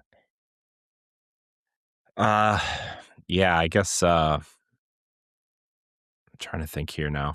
Like, I think that Nintendo is still going to want one more first party game out there, and I think they're going to want it to be a Mario game because Pokemon's coming out next year. Did we not get a Pokemon game this year? Oh, Pokemon Champions, I guess. No, we didn't get a Pokemon, like a real, like a quote unquote real Pokemon game this year, did we? Yeah, Champions is the only other one, and then the GX or the one for GameCube. That's the only ones that really came out. Yeah. I'm kind of surprised we didn't. I wonder if because Pokemon Company would have revealed a remake of something of some sort. Oh, we did get Fire Red and Leaf Green. Yeah, that's when they had when they showed GX and stuff. Yeah, I think I think because of Beast of Reincarnation is finishing up. They probably haven't had time to like really start doing anything else for. I mean they're still doing Winds and Waves and stuff, working on it. But I think Beast of Reincarnation is such a big game for them. Not the Pokemon Company, but the developer. I think they're putting more so that time there. So I think that's why that game is coming out next year, because of them making their own game. Yeah. Well, I guess we'll find out. But yeah, Nintendo going back to Gamescom. I'm really interested to see what they announce and what they show off and what's coming, honestly, because I feel like, again, after Fire Emblem, we really don't know. And I mean, I'm not worried about it, right? Yeah, I'm not worried about it at all. I'm just anticipating, like I want to know what's coming. I'm really excited for Star Fox. I know people like to hate on it. I'm beyond excited for Star Fox, especially because like it's co-op, and so my son's going to be able to play it for the first time. Nice. And like I can already see him being excited because like I'll fly the ship and he'll be able to shoot people or whatever, right? Like I have a really good feeling about Star Fox. Me and him hanging out playing Star Fox. Oh, me at home just playing it by myself, zoned in, be like, it's time for my 6th run of this game. Yeah, let's go. I can't wait, man. It's gonna be so good. It's gonna be so fun. Man, I love that my son is like finally getting into games, like really, it makes me so excited, so happy. I'm gonna have to get him his own. I thought about this, and I still might do it. I'm not sure yet, but I might get them their own Switch Lites for our vacation. Ooh. I saw them on sale somewhere for $150 a piece. That's not bad. I'm gonna have to like get rid of some stuff, but just to like not spend too much money since we're going on vacation that costs a lot of money. You know what I mean? So, but I'm thinking about it, and like getting them their own copies of games just because my daughter wants to play Animal Crossing, but I want her to like have her own stuff essentially. Plus I'm going to be playing Switch 2. I can't have them hogging it, can't have them. So we'll see what happens, but let's talk about Switch 2 sales. Speaking of, nope, I lied. We're not going to talk about Switch 2's sales yet. We're going to talk about Pokemon. Yes. Specifically the trading card game, Ed. You've heard about this. Not super popular. Yes. The Pokemon Company is thinking about requiring a government ID to combat Pokemon TCG scalping. It's getting real bad out there, Ed. Pokemon Company is exploring a controversial new strategy to fight scalping in the Pokemon trading card game community by potentially requiring government-issued identification for certain purchases and event registrations in Japan. Beginning as early as August, the company may use Japan's My Number card system for priority lottery sales, Pokemon Center online purchases, and official tournament participation in an effort to create a, quote, fair and safe opportunity for fans. While the Pokemon Company says personal identification numbers will not be stored, the move highlights just how severe Pokemon trading card scalping has become and raises new questions for privacy, accessibility, and whether stricter verification systems can truly slow down resellers. I mean, I think we saw this a little bit, not the same thing, right? But with Switch 2, right, where Nintendo just flooded the market so hard with consoles that you were able to walk into Target and get one if you wanted one on launch week, essentially. They were trying to beat was it the eBay stuff? When everybody's putting those pre-orders up and everything? Yeah. And like, obviously the PlayStation 5 and the Xbox Series consoles were a nightmare to try to get. PlayStation 5 was ridiculous. And now all of those people who did all of that can't sell the system. I mean, again, it doesn't. Man, the fact that we're going to get new consoles next year just still hurts my head. But I guess it's not important. Yeah, I don't know what to say about this because you have to try to do something to battle these scalpers, right? Because they're so crazy popular, but also I think that's what that's what this kind of economic way of life is, you know, like capitalism, you know what I mean? So I couldn't think of the word, so I was stretching it out. I think whatever they do, I think they need to bring it here in America because I mean, that would be a Wizards who publishes TCG out here? Is it Wizards of the Coast out here? Is that who publishes those cards out here? Or is it just the Pokemon Company? It's the Pokemon Company. Yeah, because they sell it in like my store and everything. And the thing about it is that I keep telling my store manager, I'm like, if we get new Pokemon cards, we need to keep them in the back of the registers. And let's not put these out on the floor because these folks are going to steal. They're going to just take them, go somewhere where there's no camera, take them out the box, leave the box, and walk out with all those cards and everything. My friend at his store, he does it. He literally keeps it in the back of them, and if anybody asks for it, we'll show it to them. They can't touch it, and they'd be like, if you want it, you only could buy one. Like, we had to literally limit the Pokemon cards and stuff because these folks would buy them all so they could try to resell them online and everything. And not just like, you guys are only buying this to get rich. You guys are not players at all. I would love for some kind of system to show if the people who are buying these cards are actually TCG players and stuff like that. I mean, I think we know they're not, right? I think we know they're not, you know, but I mean, I'm just thinking about like, I mean, my daughter loves Pokemon cards, right? And my son will probably be into them someday, right? Like he likes them now, but I'm sure he'll be really into them someday. And like, I don't want them to have to be afraid to go buy them, you know? I don't want them to have to feel like they have to be scared to go look at these things because people are going to fight them for it or something, you know? Like it's scary out there. There's been fights at those Pokemon vending machines. I know, and that's why I don't want them to like, you know, like feel unsafe. It's scary. Yeah, I think I literally think there has to be some kind of system set up here because it's literally getting bad. Like I I understand that a lot of those cars kind of go like to Walmart sometimes or Sam's Club or stuff like that.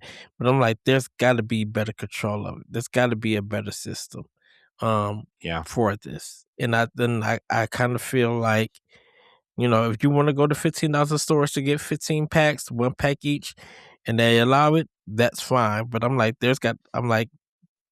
there shouldn't be where you come in and you could buy like 15 packs of cars or whatever, um, and really not give a chance for everybody else to have them. Mm-hmm. Yep. It's it's just a crazy world we live in, man. Yeah, because I would love to have it where you are literally registered for the TCG like game and stuff, and to see if you have entered any tournaments or anything, or what's going on, and hopefully it's not fake or anything, to see that okay, you are a player. And if it says that you're a reseller or they catch you being a reseller, that you're you're banned from buying cars or something like that, or restricted on buying cars or something. Yeah. Even though that'll cause a lot of problems. I'm like, you gonna follow them to get them, or you just won't have these cars in your hands. Yeah. Yep. So, all right, Ed, let's move on. Let's talk about Switch now. Switch 2. Yes. Speaking of Japan, Switch 2 sales are surging in Japan as consumers race to purchase the console before its upcoming price increase, with the system moving an impressive 217,922 units in a single week, according to Famitsu charts. The surge surpasses the previous 2-week total and highlights the massive demand still surrounding Nintendo's newest hardware. Meanwhile, Tomodachi Life, Living the Dream, continues to dominate the run at the top of the charts with nearly 100,000 additional units in Japan, while Pokemon Pokopia officially crosses the 1 million sales milestone on Switch 2 in Japan. Even with the next generation hardware taking center stage, the original Nintendo Switch family remains remarkably strong in Japan as well, continuing to outperform PlayStation 5 hardware by a significant margin. And they said there was the Switch Lite over there is incredibly, it's selling incredibly well over there, which is crazy. They said it's on the track of being PS2 if it keeps up like this. Well, it's they're launching the system in India in a couple weeks, in August, I think, actually. So that's just a new market for the Switch 1 to be in. They're launching the Switch 1 in India, not Switch 2. So there's so many games that's on there. Yeah. If it's gonna be if it's reasonable price and it does like numbers, I could see it being PlayStation 2 with ease. Yeah, I think it's going to eventually, right? I truly think it's going to. I just think it's a matter of when, not if. Especially if they're still manufacturing it and launching it in new territories, like it's a no-brainer at this point. That thing, if it has as long of a tail as PlayStation 2 did, right? Yeah. In these secondary markets, tertiary markets like India and Brazil and other South American countries, like you could almost see it being, remember the big story that up until like the PS2 became the biggest console in Brazil, like Sega Genesis was like the biggest console there until like 2010, and just because it was cheap and cheap enough for them to import and have, and there's like a huge Sega community down there.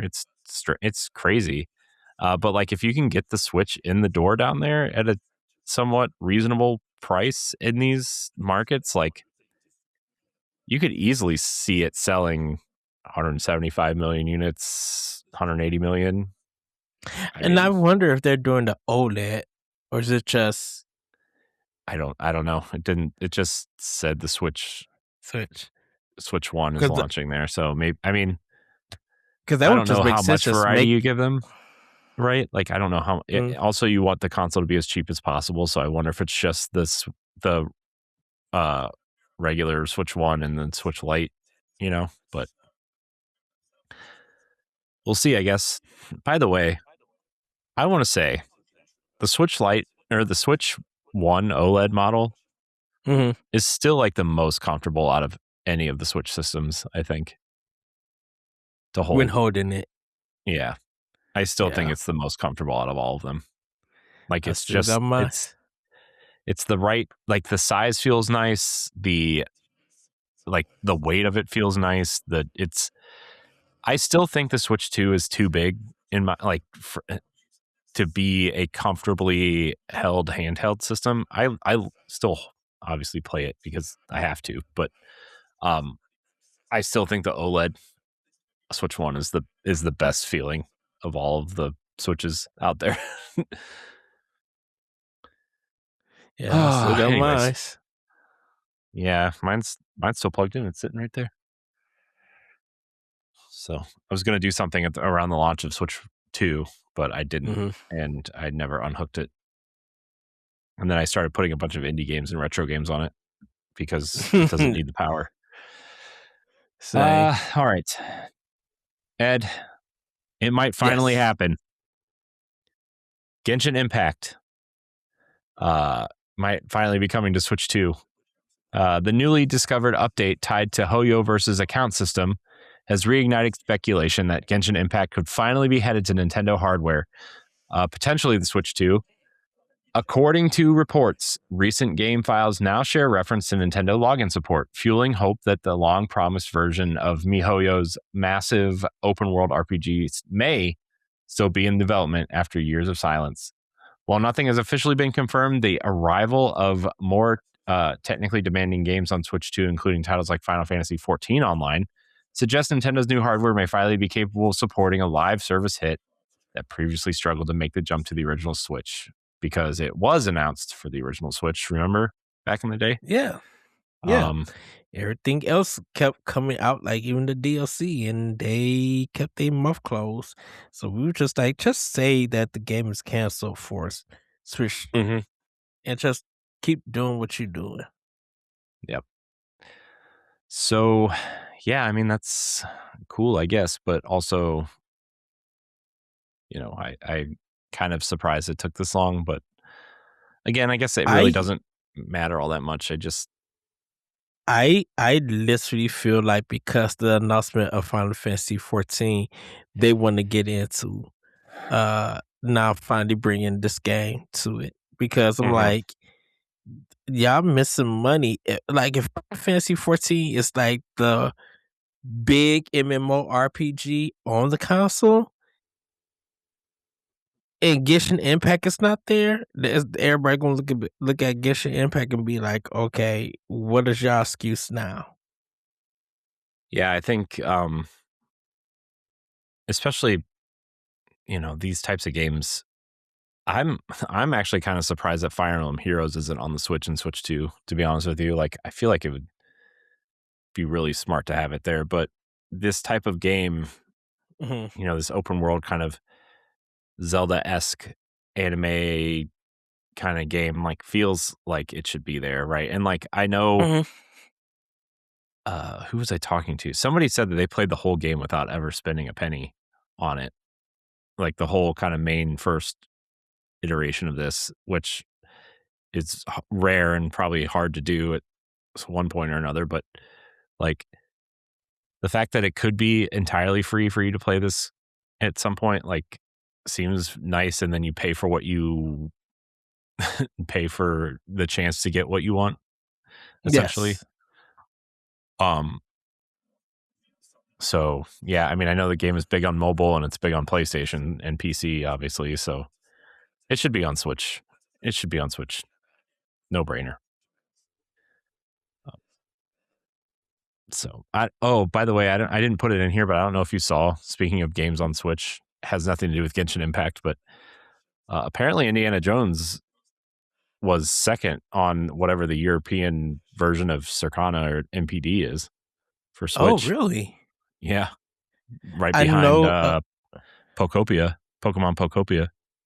I know Digital Foundry saying that it was a very impressive port on Switch 2.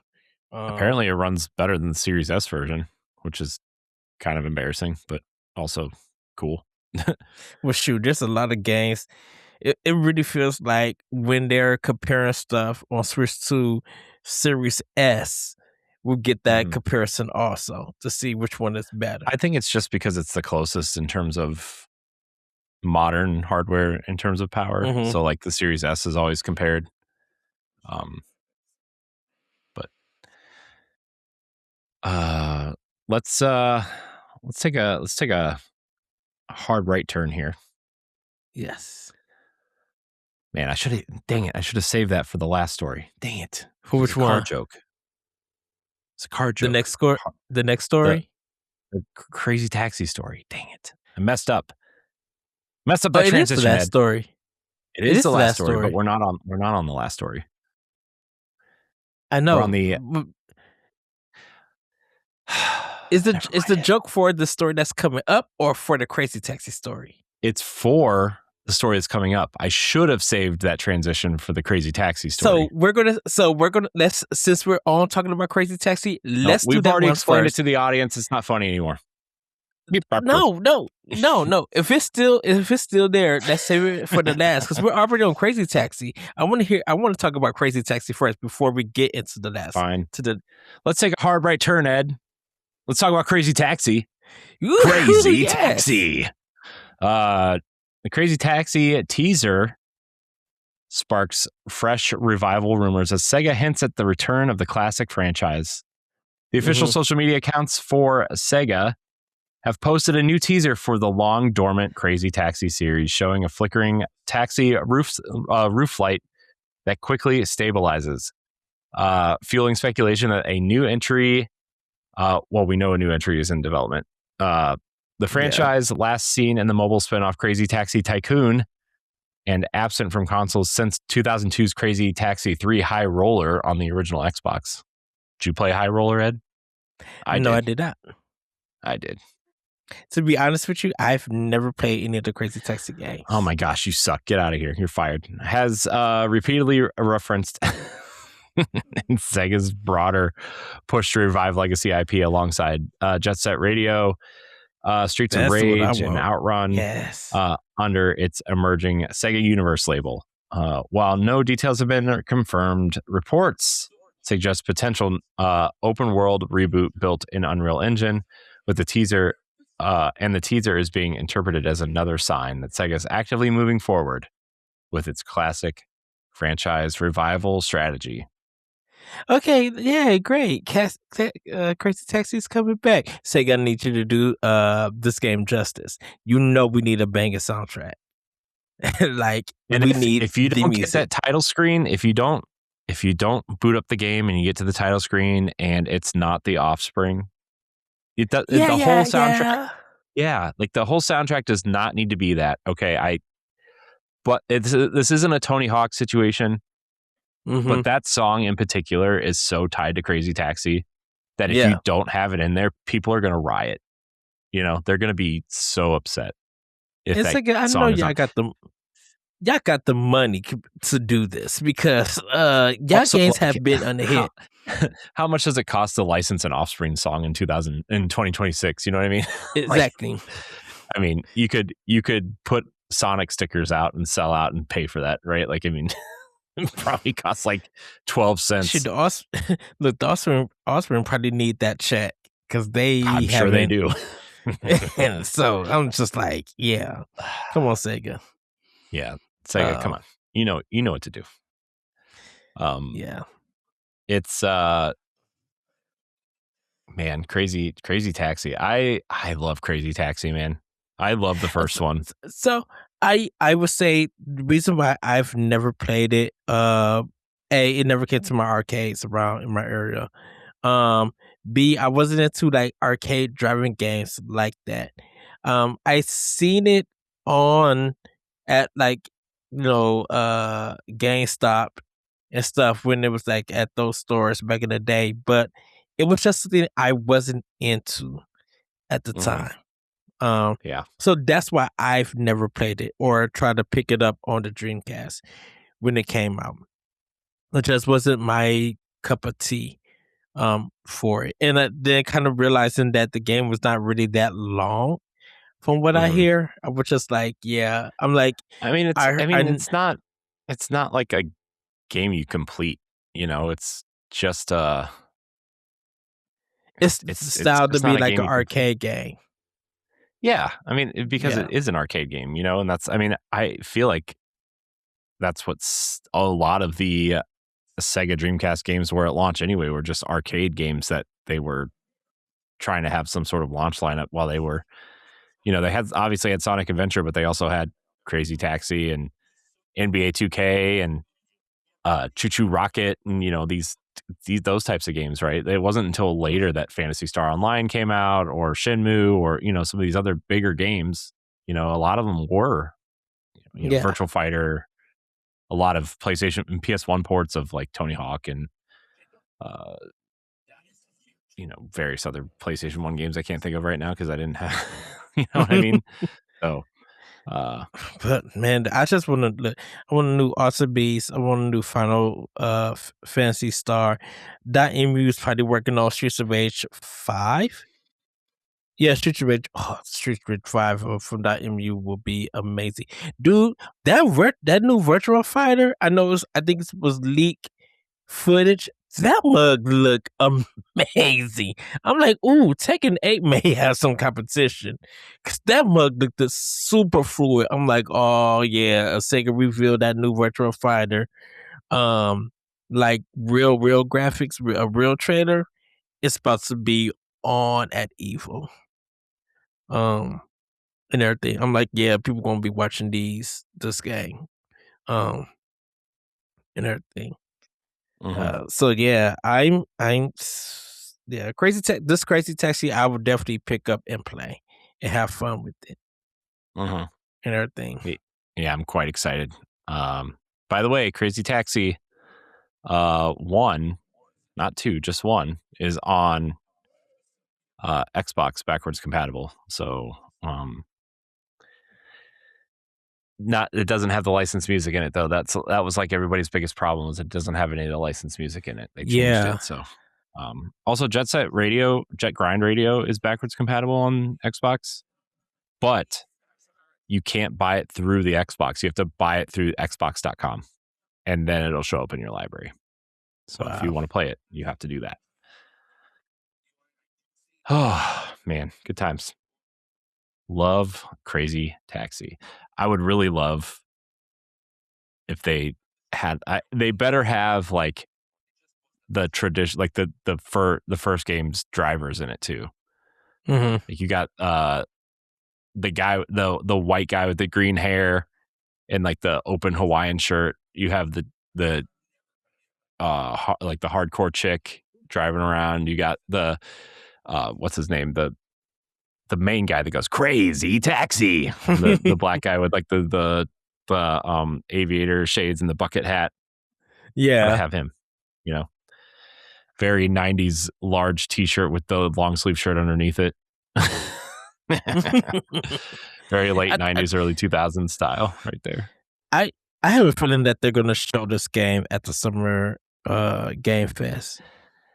Yeah, I kind of feel like Sega's going to show something there. Or, at the very latest Tokyo Game Show, but I feel like Crazy Taxi and stuff like that are very much for the Western audience. Because, also, they better have the KFC in there.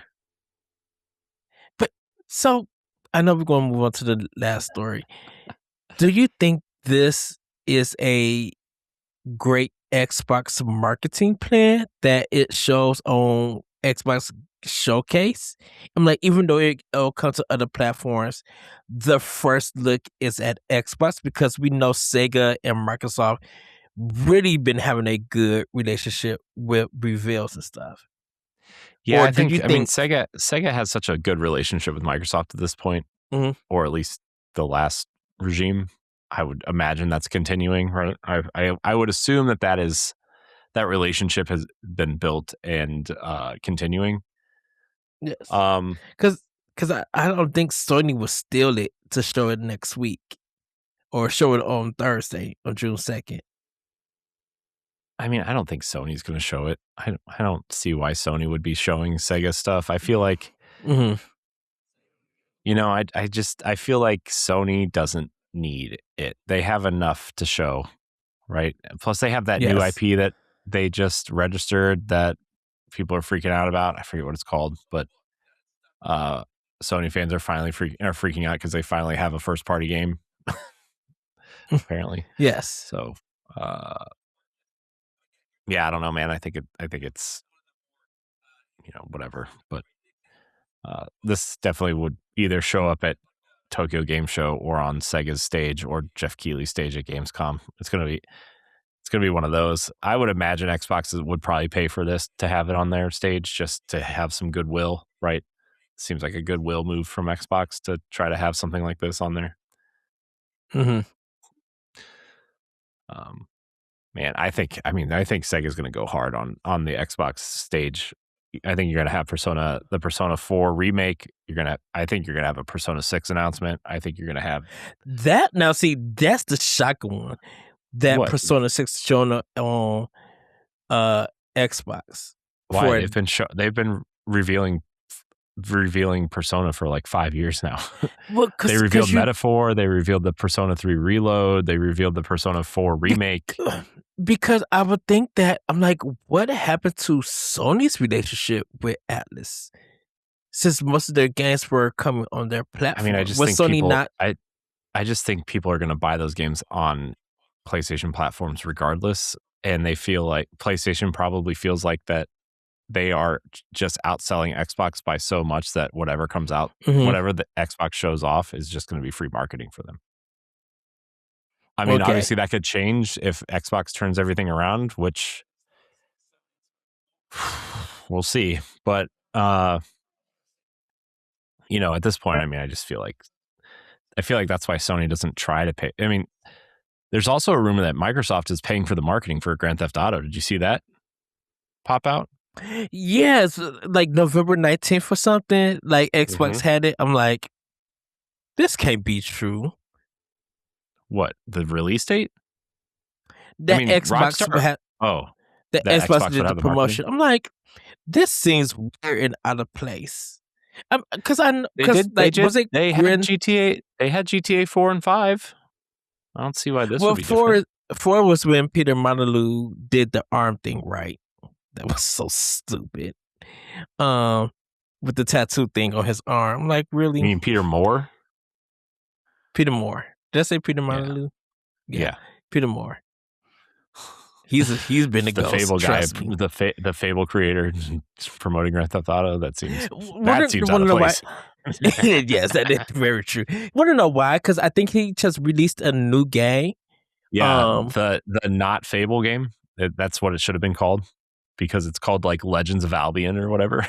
Okay, yeah. And so his name came up in my mind because I'm like, last week they showed his name appeared like on Twitter and stuff for his game. Yeah, for his not Fable game.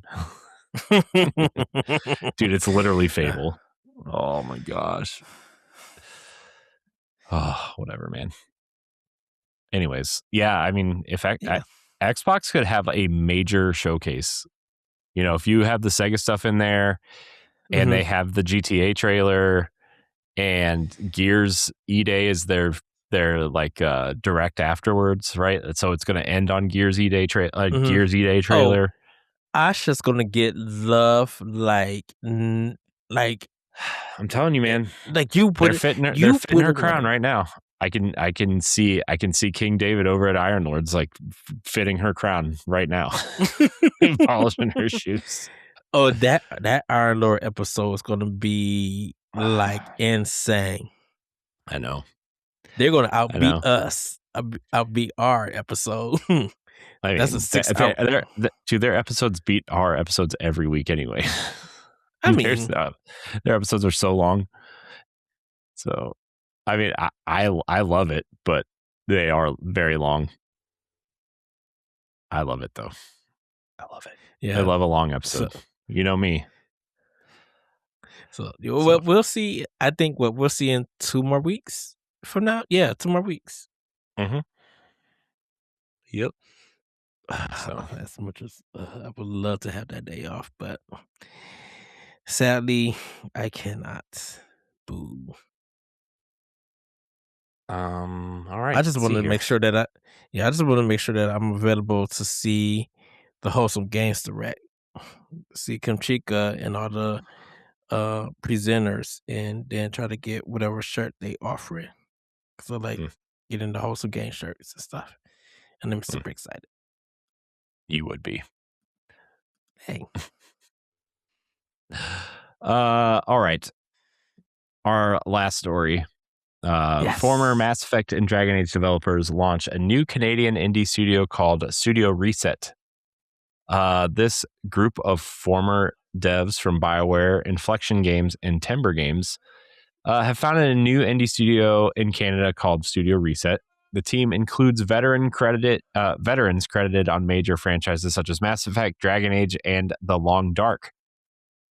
Studio Reset is currently developing a, quote, neon noir supernatural mystery set in a stylized Canadian city with an emphasis on perspective-driven storytelling and sustainable development practices. Led by creative director Kaylin Lavalier, art director Francis Lacuna, and design director Chris Schroneberg. The studio aims to build tightly focused original worlds while prioritizing team cohesion and intentional creative vision. Sorry. Okay, cool. I mean, it seems like a lot of ex-BioWare people are starting their own studios, which means obviously BioWare is more of a shell of itself than ever, which I'm not trying to take anything away from the team that's there. I'm really not. There's turnover at all studios all the time. But, you know, I mean, between EA purchasing them and the lack of creative synergy between EA and BioWare, right? And then right, you know, releasing Anthem and Mass Effect Andromeda and Dragon Age not Inquisition, the last one, Veilguard. Like, it just feels like a lot of these projects were rushed because EA wanted them to get out and not enough creative time. But, you know, it just seems like a lot of ex-BioWare people are starting studios. That other Mass Effect, not Mass Effect game that Laurent is excited for, Exodus, I think it's called, Exodus something. That's all ex-BioWare people too. So we'll see, I guess. It's cool.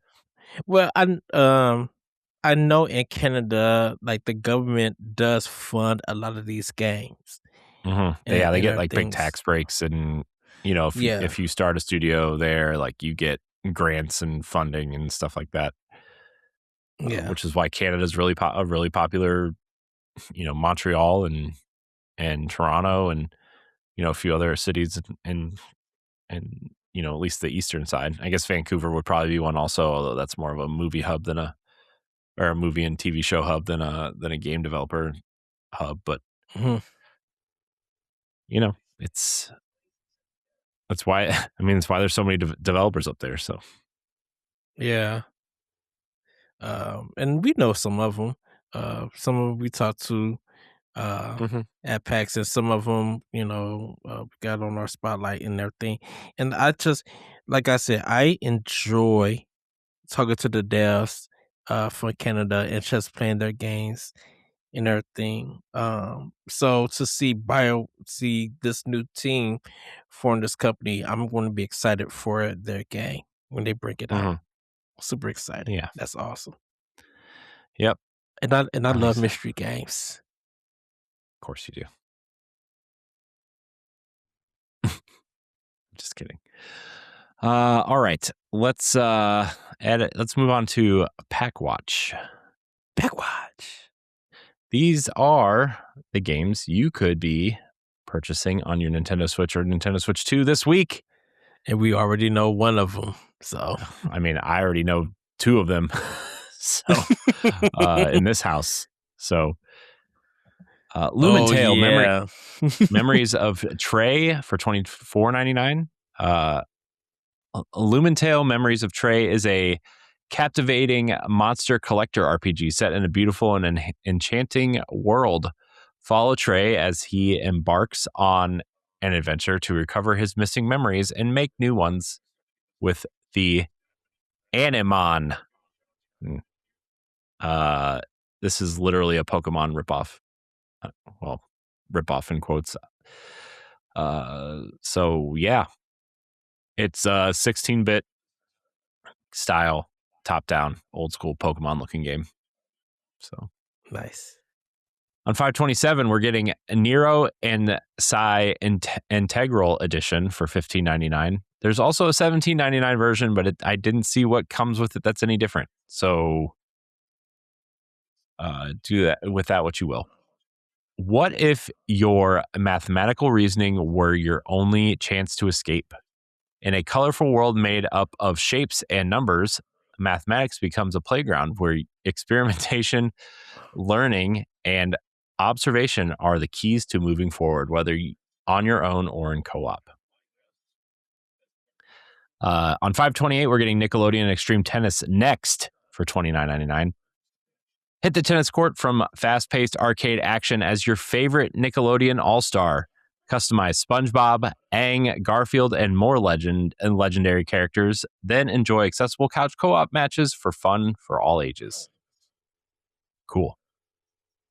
On 5/28, we're getting the Nintendo Switch 2 edition of Lollipop Chainsaw Repop, which is $49.99. But if you pre-order it, you get 10% off. So it's $44.99. Yes. I didn't see any upgrade path for if you bought it on Switch 1, but I'm sure there's going to be one. But I did not see one in the eShop. So with over 1.5 million copies sold worldwide, the legendary zombie hunting action game Lollipop Chainsaw finally returns in a remastered edition. Using the nimble moves she honed through her cheerleading and wielding a massive chainsaw, Juliet slices through hordes of zombies in exhilarating over-the-top action. The chain hit hunting system increases chainsaw attack speed as your combo count rises, while the newly added chainsaw blaster with auto fire cranks up the thrill even further. With improved playability, dazzling visual effects, and brand new background music, there's plenty to enjoy. Enhanced graphics, a newly added difficulty mode, and numerous other improvements bring the game to a whole new level. This isn't just a nostalgic revival, it's a fully refined rebirth of Lollipop Chainsaw in every way. Great. On 5/28, Bluey's Quest for the Gold Pen is $39.99. Join Bluey on a fun-filled quest for the Gold Pen in an original story by Bluey creator Joe Brum. A joyful experience for the whole family. My daughter is extremely excited for this. This looks like, honestly, it looks like Baby's First Zelda is exactly what this looks like with Bluey characters in it. For you parents out there, this is based on the Bluey episode where they are drawing at the kitchen table, and it's the episode where they're drawing the dragon and the escaping from the dragon, and everybody has a different level of drawing ability, and they're trying to teach the kids that it's okay to, not be as good as somebody else at something. So it's a really good episode. I love that episode. It's really fun. But it's based on that because the gold pen is, I think, Bluey's dad, Bandit, uses it at some point. But it's like a non-factor in the episode, right? The gold pen. But I'm actually kind of excited for this one too, because it really does look like Baby's First Zelda. So, and it's co-op. So it should be fun. Because Bluey and Bingo, Bluey's sister, go on the adventure together. And so if you're playing single player, you play as Bluey. But if you're playing co-op, you have, your Bingo is the other character. So should be fun. Very excited. My kids are excited too. By the way, Bluey is a great show.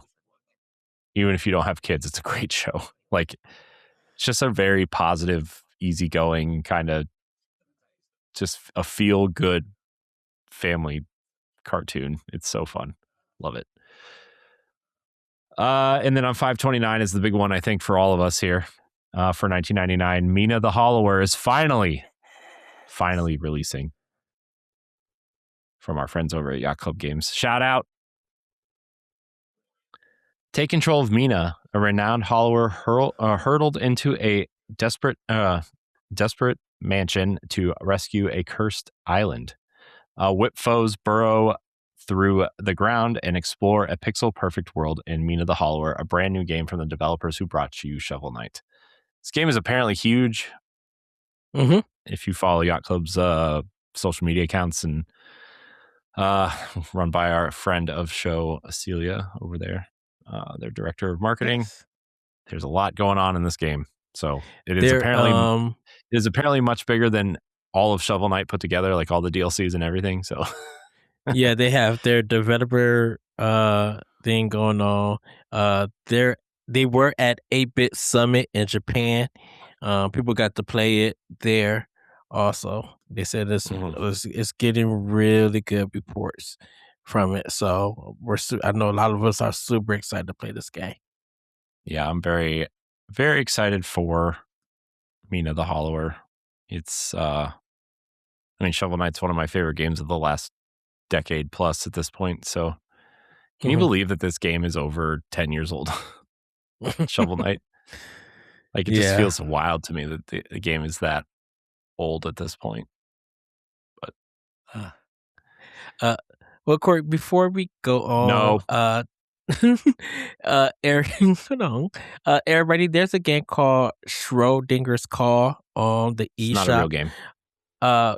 This is for Sharisha Games. Ed won't add it to the doc. He just interrupts the flow of the show so you can read the game. Sorry, because only reason why, because they have the estimated date from 5/27, and there is no I don't know if it's going to get delayed or is it going to actually release. The reason I'm bringing it up is because I got to play one of this at PAX East this year. I'm working on that interview because I got to talk to one of their PR person, Alonzo, who I met earlier in 2024. And so with that, I'm going to make sure that I get that interview out so you guys could check it out before this game gets released and everything. So I didn't know that it was coming out for Switch 2. At the time when I did the interview, it was only for PC at the time. So I'm super excited. Hopefully it does come out on time. So if you guys want to, I'm going to get that interview out so you guys can read it before the game releases. But yeah, Schrodinger's Call. It's a adventure game, a visual novel adventure game. So if you're into that, you can check it out. I love you, Corey. Are you done? I'm done. Sorry about that. Couldn't have just put it on the dock, could you? I was just checking it. Did you even open the dock before we sat down to record today? I fell asleep.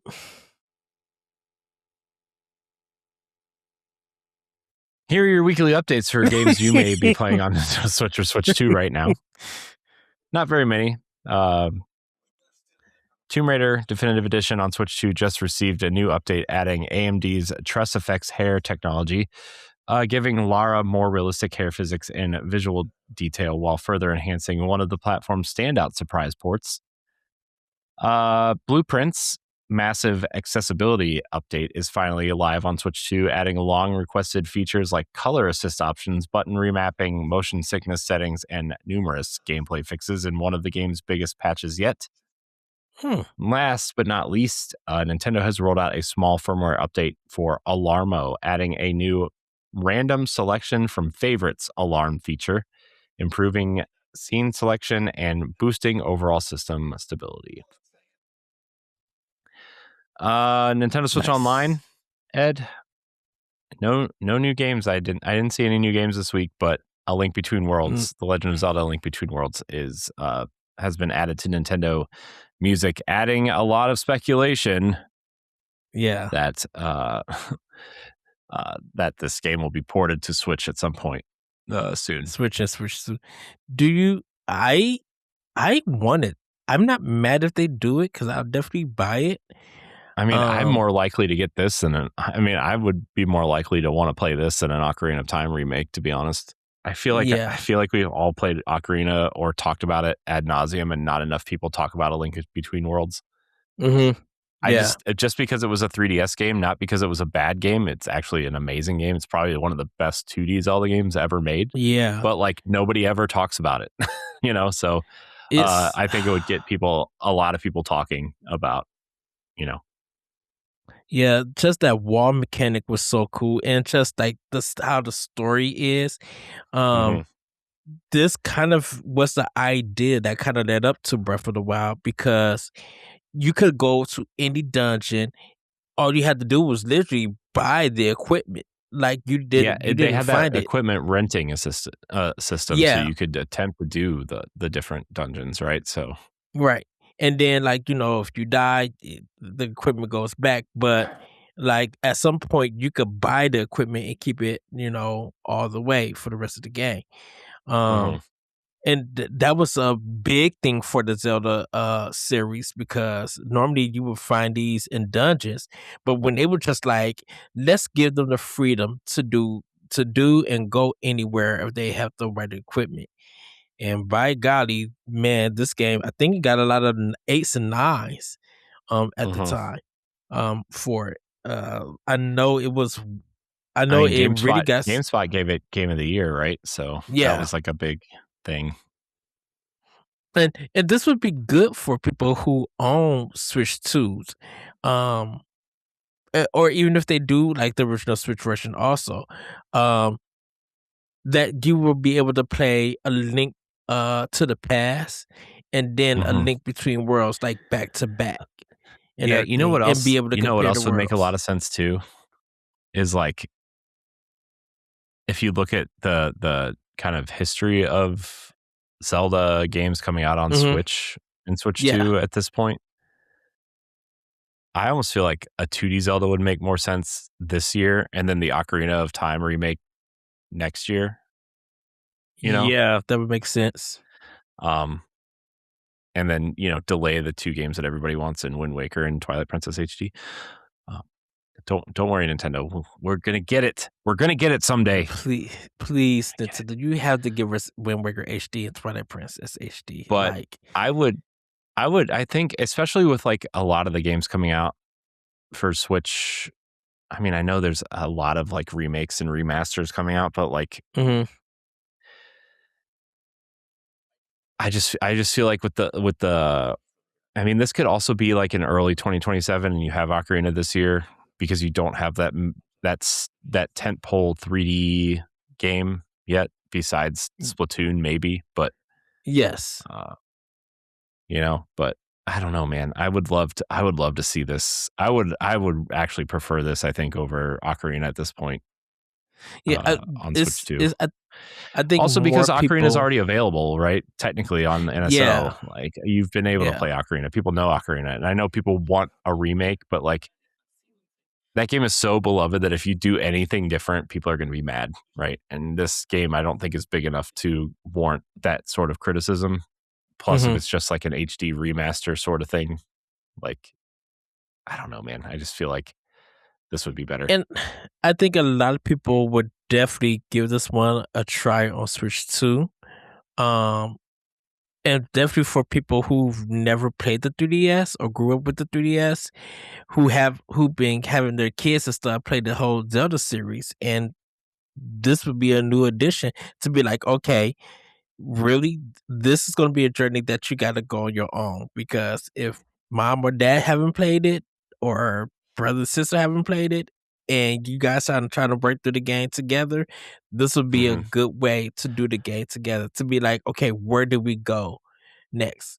And like, what weapon do we get? And learning it and stuff. Like it's and the boss battles are great, but really the dungeons and the puzzles in them, fantastic game. And great music, by the way. Yeah, like every Zelda game. Oh yeah. Yeah, anyways, that the soundtrack's coming in Nintendo Music. I could spend another hour speculating on this, but we're not going to. We're going to get into Question Block, Ed. Question Block. Remember, you can email the show. You can submit a question for the podcast on social media, in our Discord, in the comments on YouTube, or email us at nintendopowblock@gmail.com, just like these Elite Block agents did. Yes. Lauren K writes in, "Hey guys, love the show. Hypothetically, if Nintendo launched a surprise new IP this year, what genre do you think it would be in? Thanks for answering." I feel like it would be like a small multiplayer puzzle-y type game. I don't know, something like something along the lines of like Good Job or Snipper Clips or something along those lines. I feel like, so that would be my guess. I don't know if that Switch 2 isn't. There's not an install base big enough right now for a new IP to service, I feel like. And yeah, if they did launch a new IP, they should have done it around launch. It's too late for that. Now they got to wait for the install base to kick in my opinion. If they're doing a new IP that doesn't focus on any side characters from any mainline series, I really think if Spo, I think they would do another platformer kind of game. Or if is Nintendo working with Bloober Team, or Bloober Team got something planned for Nintendo? Yeah, they're working with Bloober Team. I don't know what it is yet, though. Okay, so I think it's a horror game, maybe a teen horror game that that they could literally put out. If they were going to be from Nintendo themselves, I kind of feel like they're going to do another platforming game. Because right now, of course, with Yoshi being out, I think Nintendo needs a 3D platformer out there right now.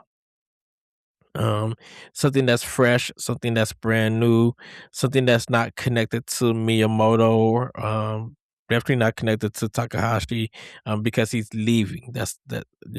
I think it's a new director, a new kind of team, and they're bringing out this new IP. That's gonna be fun to play with, and it's within Nintendo. Developed by Nintendo, published by Nintendo. And I think it would be a 3D platformer. All right. Well, there you have it. Jasmine T writes in, "Hey guys, I've been listening for about a year now, and I really like how you balance humor and actual solid Nintendo discussion. Even slower news weeks feel worth tuning in for. With talk of Nintendo possibly shifting how they do directs after the April and May news cycles, do you think we're moving towards smaller, more frequent announcements instead of the big traditional directs, or is this just a quiet stretch before the big June showcase? Thanks for everything you do. Love the show." So, we know that the story was fake. If you are using this question, I think Nintendo right now, is still planning on directs, whether they do the Indie World or partner directs, which is fine and everything. I think with Nintendo controlling the announcements of their first party, they're keeping the announcements fresh. So that, if leakers think that, oh, this is going to be the next Nintendo Direct, and you don't see nothing, Nintendo's controlling the mystery. Be like, yeah, we want to announce a game for you guys, and we could do it easier by dropping a trailer through the Nintendo app, since everybody has it or most people have it, and they can learn the information. It could be for content creators or journalists. They'll be able to write up the stories, and present it to everybody, but everybody gets that news at the same time, and this could be at random times. Now, the reason why we've been getting a lot of the news late is because it's when it gets dark here, it's like getting close to daytime in Japan. So they're going by Japan time to announce the news to the whole world. So Japan would get it first. Japan would get it because it's during the day, and we get it at night for it. So I don't think Nintendo is moving away from traditional directs. I kind of feel like they are just planning when they have something really ready to show for the next couple of months or the next half of the year to actually bring it out. And if they don't do it and they still go with the Nintendo app, that's fine. I think as long as we do get a Nintendo Direct, definitely from the partners, and it could be 40 minutes, we could look forward to something that's a new IP, a new reveal, or something that's been being ported to the Nintendo platform and everything, and be excited for those third party games, those partners, and then of course the indie world. So I think with Nintendo, I think they're still going to have directs, but if they don't showcase any directs, definitely from them because of the Nintendo Today app, you're still getting something exciting to see and talk about. Mm-hmm. Yeah, I mean, I think that we're still going to get directs, like traditional ones, but also I think, I am still of the mind that every game doesn't need to be in a Nintendo Direct, which sounds crazy, but just hear me out. Like, would Star Fox have gotten lost if it was in a major Direct in June? Like, would it have just gotten lost, or would something like, I don't know. I feel like Nintendo's still experimenting with the Nintendo Today app a little bit, and they're trying to figure out, what creates excitement and what they can do to improve the usage of that app. And so I think an announcement for smaller games like this would be cool. But again, I still think that we're going to start getting larger directs again once development kind of once Nintendo kind of catches up on development for the Switch 2, because it still kind of feels like they are releasing things a little. I'm not saying they're releasing things slow. I'm saying that it definitely doesn't feel as how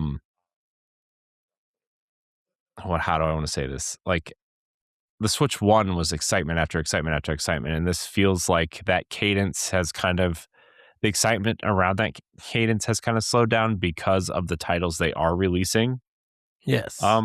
And so I think that things like Yoshi and the Mysterious Book and Star Fox fit in these little announcements better because the spotlight is on them. And them being smaller games, I think that helps visibility when you are a company as big as Nintendo. But then, you still, I think, want to announce your Zeldas, your Fire Emblems, your Marios, those types of things in the massive directs, because they will obviously be the tent poles of that show. If you announce a Zelda game, everybody's going to be talking about that, and the Star Fox game is going to get lost, right? Or the Yoshi game is going to get lost. Right. Because it's just not, no offense to those IP, but they're just not as big as a Zelda or a Mario or a Fire Emblem or something like that. So I wouldn't be shocked if you saw the next Xenoblade game announced like this, to be honest with you. I know that IP is getting much bigger than it was even a decade ago, but like when 2 was announced, but like it's still an IP that the quote unquote mainstream may or may not recognize, right? So I actually think announcing it in a way that the hardcore audience is tuned into, like in the Nintendo Today app, and like in an hour we're going to show off the next RPG from Monolith Soft. Like I think your hardcore fans would be more excited for that than just it showing up in a direct, honestly.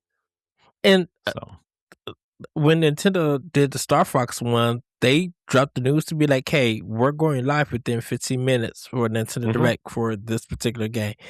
Like the next Legend of Zelda, I could see them doing that because they want to make sure that the next Zelda game, Anuma is here to say something. So we want everybody to watch. You can watch through the app or our YouTube channel or whatever.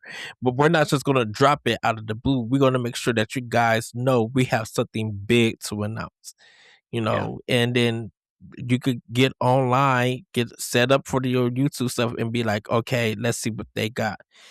Because definitely when Anuma comes on and do the video or for anything for The Legend of Zelda, we're watching.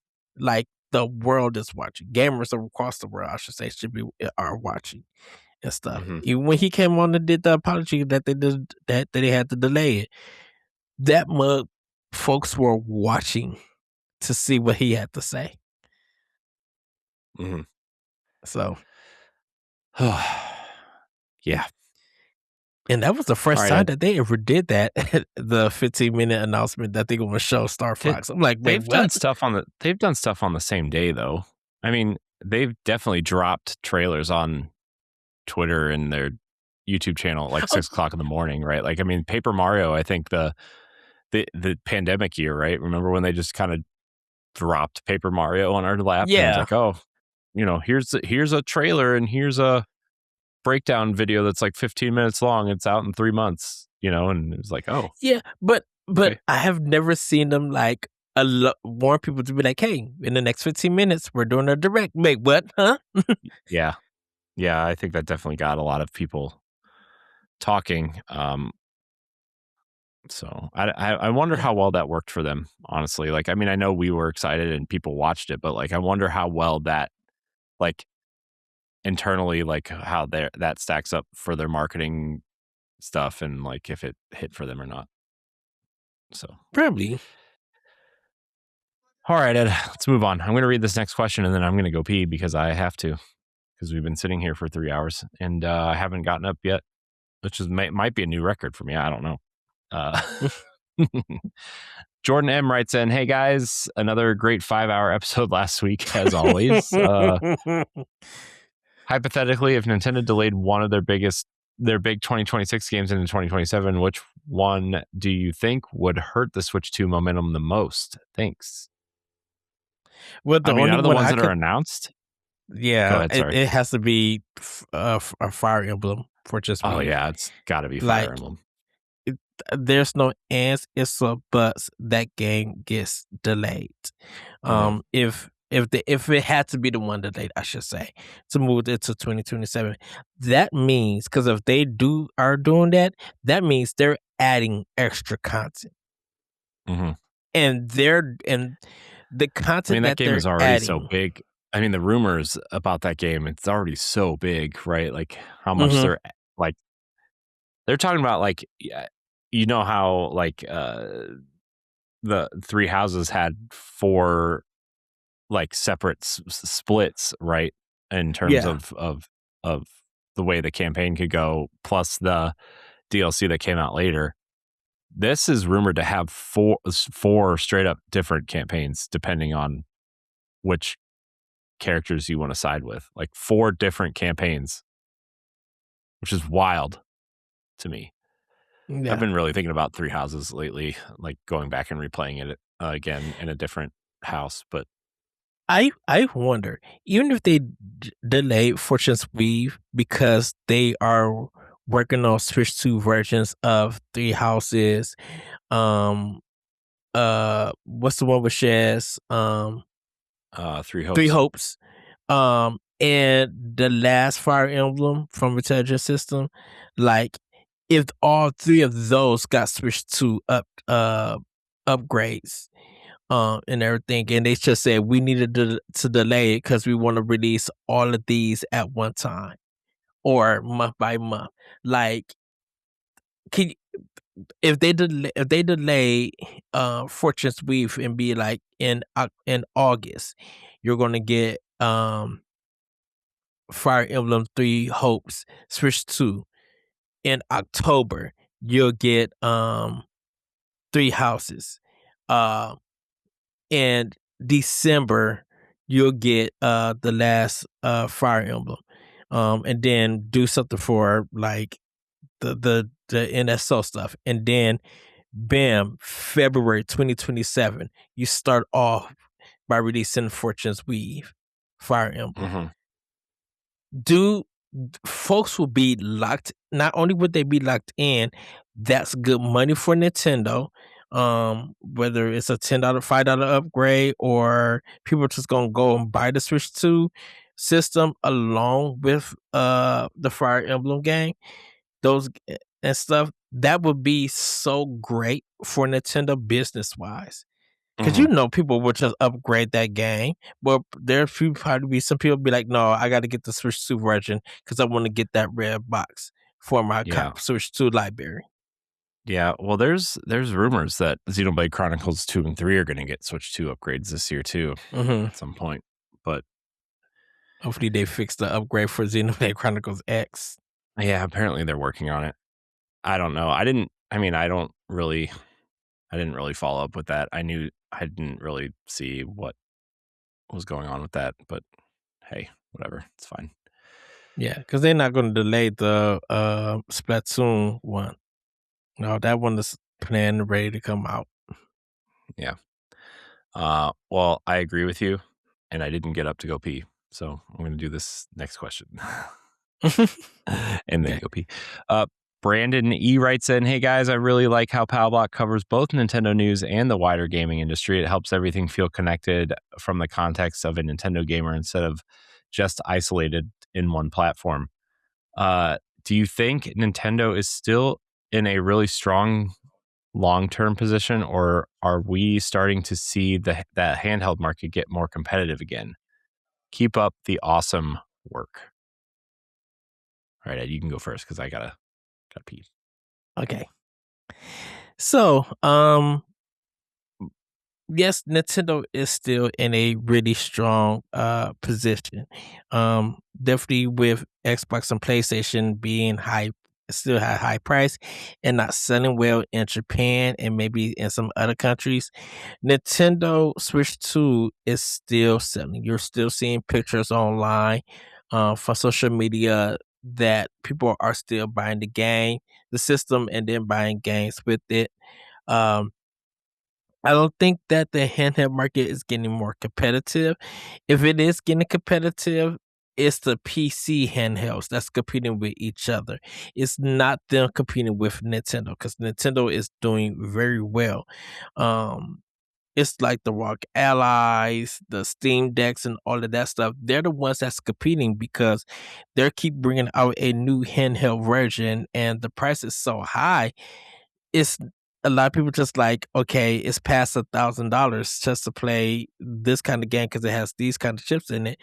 A lot of people are not really digging in unless they're doing reviews saying it's worth it. And if people are getting those systems out of their pockets, that's kind of the only one that's competing. So I don't think the handheld market is getting competitive with Nintendo. They're just competing against themselves, the PC ones, nothing with Nintendo. So I think right now Nintendo, is in a really strong long-term position. Definitely with so much news coming out from PlayStation, Xbox, that have a lot of people complain about what they're doing some here and there. I think Nintendo does not have to worry at this point. Corey? Yeah, I mean, I caught the tail end of what you said there, but I think what you said is obviously true, where Nintendo isn't really competing with anyone yet in that space, right? Like, you look at these handheld PCs, right? Like, they're still incredibly niche devices. Nintendo sold more Switch 2s in 1 week than the Steam Deck has sold in its lifetime. Like it's like, yeah, they're popular. I think the thing with these handheld PCs and the rumored PlayStation handheld that's supposedly coming out with the PlayStation 6, like that's going to be really the first time Nintendo sees any real competition in the space, quote unquote. Like, if it's a PlayStation that you can take with you and play your PlayStation 5 and PlayStation 6 games on it, right? Like, that has the potential to be more harmful to Nintendo than the Steam Deck and the ROG Ally ever will, right? But again, it depends on how that thing's priced. If it is what they say it is, if it actually comes out, if it's actually real. And also you can't play Nintendo games on it. So, and also the Switch 2 is going to be cheaper than that unit, probably by at least $100, and is going to play a lot of the same third-party games. Maybe not all of them, but a lot of them, so I think Nintendo will always be okay. Even if they're not the winner of the generation, quote unquote. Nintendo, if Nintendo can survive the Wii U, they're going to be just fine with the Switch 2 and whatever comes afterwards. I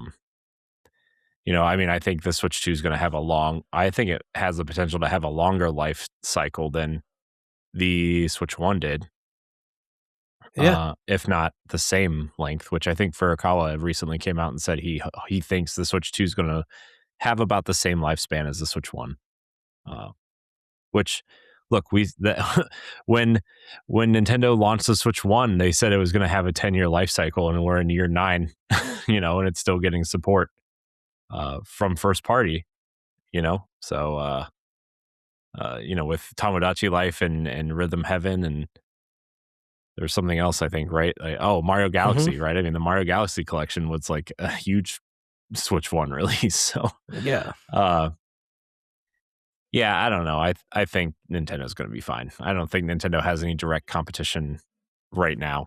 I think that the first thing you're going to look at, I think the biggest competition actually that Nintendo probably has are smartphones and iPads and tablets, right? Because those are the most common, quote unquote, gaming devices. I'm saying quote unquote a lot tonight.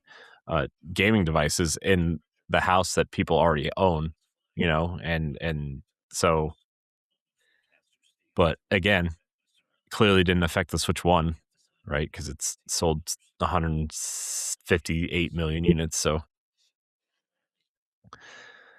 all right, Ed, we got a couple more here and then we'll get out of here. Sierra M writes in, "Hey, Edward and Corey, I've been really enjoying the recent episodes, especially all the Switch 2 discussion of new announcements with so many enhanced ports and upgraded versions of older games being announced. Do you think Nintendo might be leaning too heavily on those, or is this a smart way to fill the gap while bigger exclusive finished development?" I don't think Nintendo is leaning on it too heavily. I think it's an opportunity for people who missed out on those games and missed out on the Switch platform to be able to pick up these games and play them in a better state.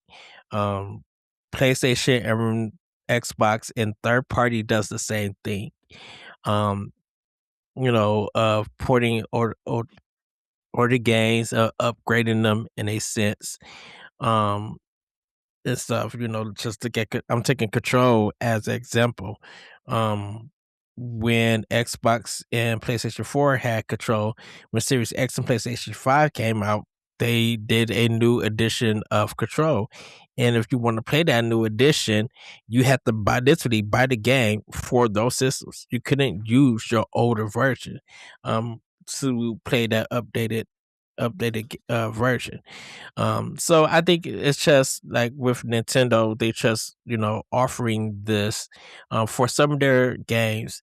They're offering this ability if you want to play the new version, in case you missed out on it on the original hardware. They're just offering it. It's not really much filling the gap. It's just a way to give people the opportunity. If you missed out on the game, here's a chance now to play it on your new hardware. That's all. Yeah, I mean, it's really no different than what they did with the Switch One, except now that if you bought it digitally, you only have to pay $5 instead of 60, right? I mean, um, I feel like not enough people noticed the release cadence of Switch One from the Wii U, right? Because the Switch One is so popular and the Wii U was not, that I think people just missed that. And I think that their release cadence is still very similar to the Switch One, of like new game, port, upgrade, remake, yeah, and whatever, right? Like it's still very similar. And so, I don't think, I think it's just part of their release cadence and their ability to keep pumping out content for, a console that has, historically always relied on their first party content to sell units, unlike PlayStation and Xbox, which, yeah, the exclusives help there, right? And I do think that exclusives help you choose which box you want to buy ultimately, which was my argument on Boss Rush podcast with LaRon this week. But at the same time, I think it's very clear that the exclusives are not the most popular games on those boxes, whereas the exclusives on Nintendo consoles are. And so, yeah, I just, I'm in favor of, hey, let me just pay the $5 to upgrade it to make it run nicer, look nicer, play better, add some features for, maybe 10 or $20. Like, I'm all for that. If Nintendo wants to keep doing that to Switch One games, if they want to do that to all their Switch One games, I will be there every single time. Or because you're an NSO expansion member or NSO member in general, get the free upgrade. Yeah, I mean, it's not for every game, but it's definitely like, I mean, look, being an NSO member, I know that a lot of people use it to play online, but like, I think NSO is worth it enough for the upgrades and the expansions that you get, and in the retro games. Like, that's, I would pay more for Nintendo. You're not listening to this. I would pay more for NSO if they did this.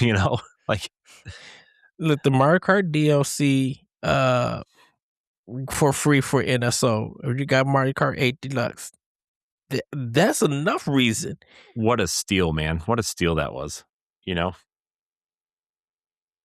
And this and the crazy thing of it, Corey, is still there to this very day. Yeah. What a great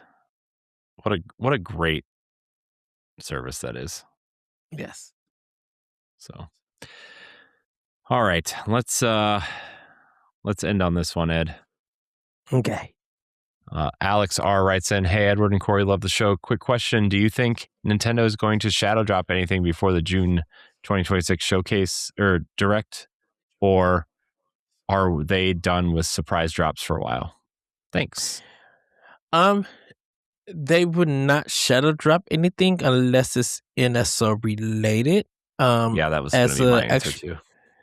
As a game, because Star Fox being the big game for June and is dated and almost ready to go, it would just be it would just make sense of them dropping that game now. If they want to drop the announcement of a game, like shadow drop it, that would be cool.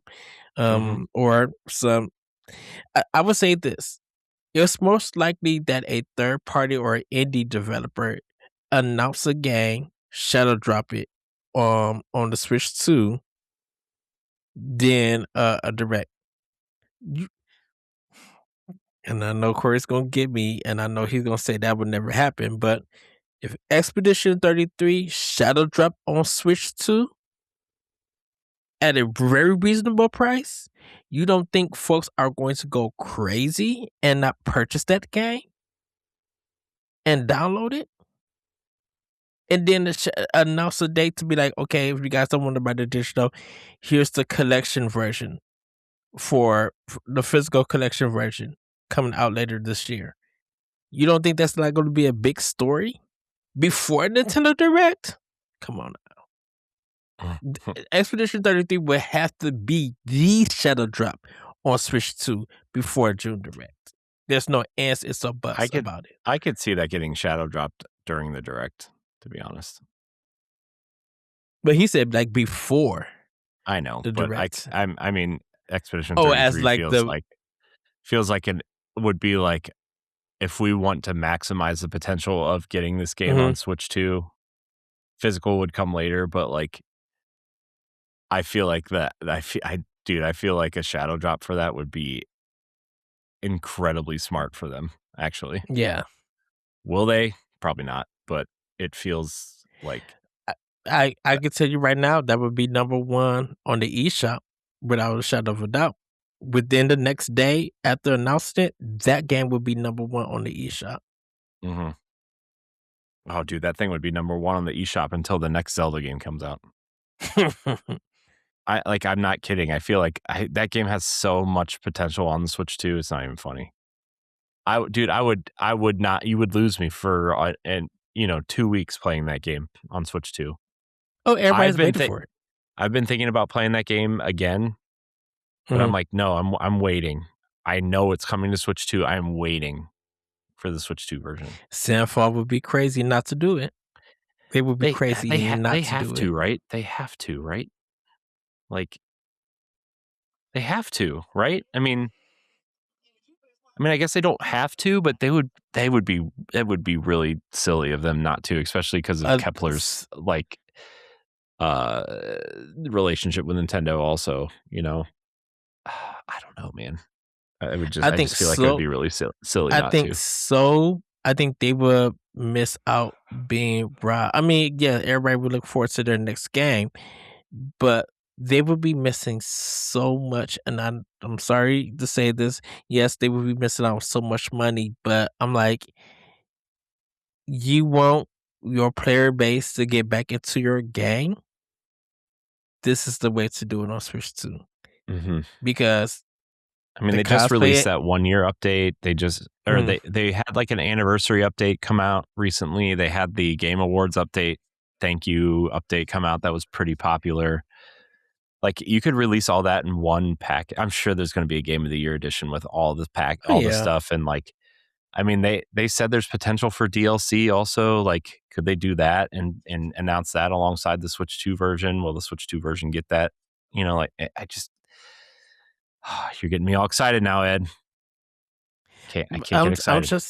I'm just saying that if you want the ultimate Shadow Drop, that would be the game for Switch 2. Oh yeah, it would be nothing Nintendo first person, first party, not first person. I mean, you could definitely do that. I would not be.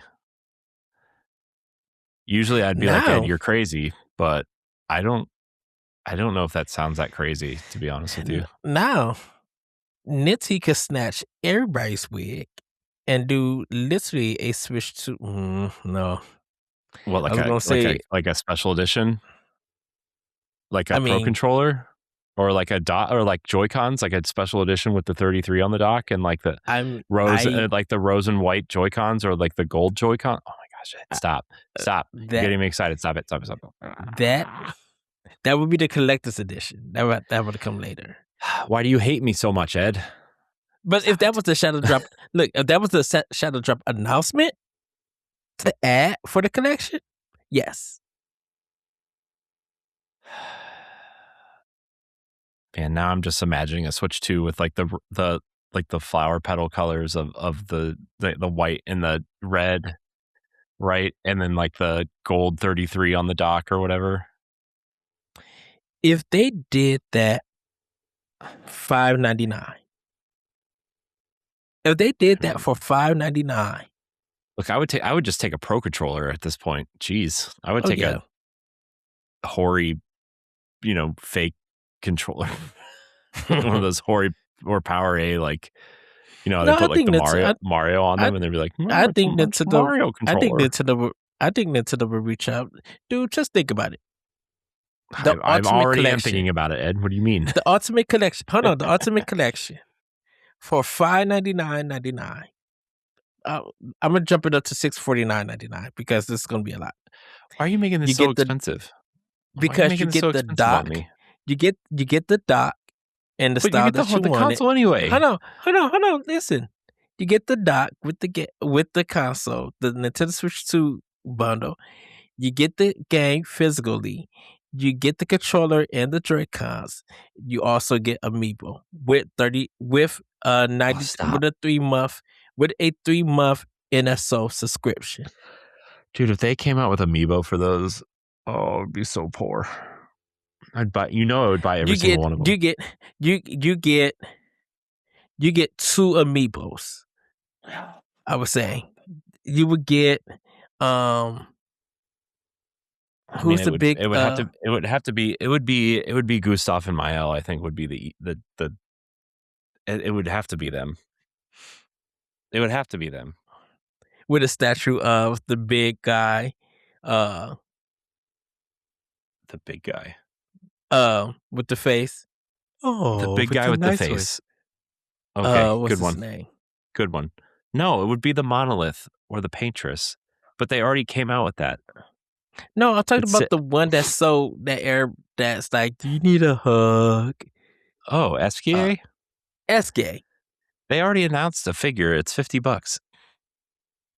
But that was in the collection of that $649 collection. No, I don't. That's too much. I feel like for a console bundle. Now, if you release like an anniversary version of the game, if you buy an anniversary version of the game, and you like a Game of the Year edition with some sort of collector's item in there, then yeah, of course. But then throw in the art. Then throw in the art book with that $649.99. Huh? I already pre-ordered the art book. I know that, but I'm just saying throw in. I'm talking about that Nintendo Switch 2 Expedition 33 bundle for $649.99, the hypothetical one. Throw in all of that stuff with an art book. If we're gonna take the statue out, throw in the art book. Would people go crazy getting that system? I mean, and then said pre-orders go live right after this commercial. I mean, I'm sure it would, but how quickly would it crash their system? Why do you hate me, Ed? Why do you got to do this to me? In other words, you'll be trying to get it with you. Yeah, of course I would. Okay, that's my answer. I mean, my simple answer to this question is no, they're not going to shadow drop anything before the June Direct. It's been like, sometime within the next 3 to 5 weeks, that would be a pretty interesting shadow drop, unless it's NSO related, like you said. But I do think they could shadow drop something during the Direct. Mm-hmm. So yeah, that would be my answer. But that's all I got. It got me all excited now. Now I'm going to go to bed thinking about this and just crying a little bit because it's not real. It's never going to happen. And if it does, get me out of here, Ed. I'm going to slap you. We're done here. Well, our final thoughts. Corey, I'm gonna let you go first with final thoughts. I want Expedition 33 on Switch 2 now. That's my final thought. No, I just I don't know. I've been really tired and stressed out and stuff lately, and I just trying to stay positive and looking forward to things and just trying to be less involved in or be more involved in what matters and less involved in what doesn't matter. And so I'm trying to like find that balance, but it's been really, really difficult the last couple months, really. And so I'm just I'm not saying that to garner sympathy or anything from anybody. I'm just saying, like, be good to people because you never really know what they're going through, even if they are, masking it or faking it at some point, so just, be good to people, be good to everyone, even if you disagree or don't care for the person or whatever. Right. So that's it. All right. And for me, everybody, as we get into the summer and summer directs, I'm getting ready to do my backlog bash blowout. And so I'm going to be announcing my 4 games. I'm going to actually do it as a Boss Rush banner, so you guys will be reading that.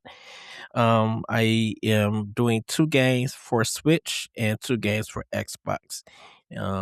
So I'm going to be announcing those games. So if you guys want to play along with me, you will know about it. I'm going to be also let you guys know when those the dates when they're happening.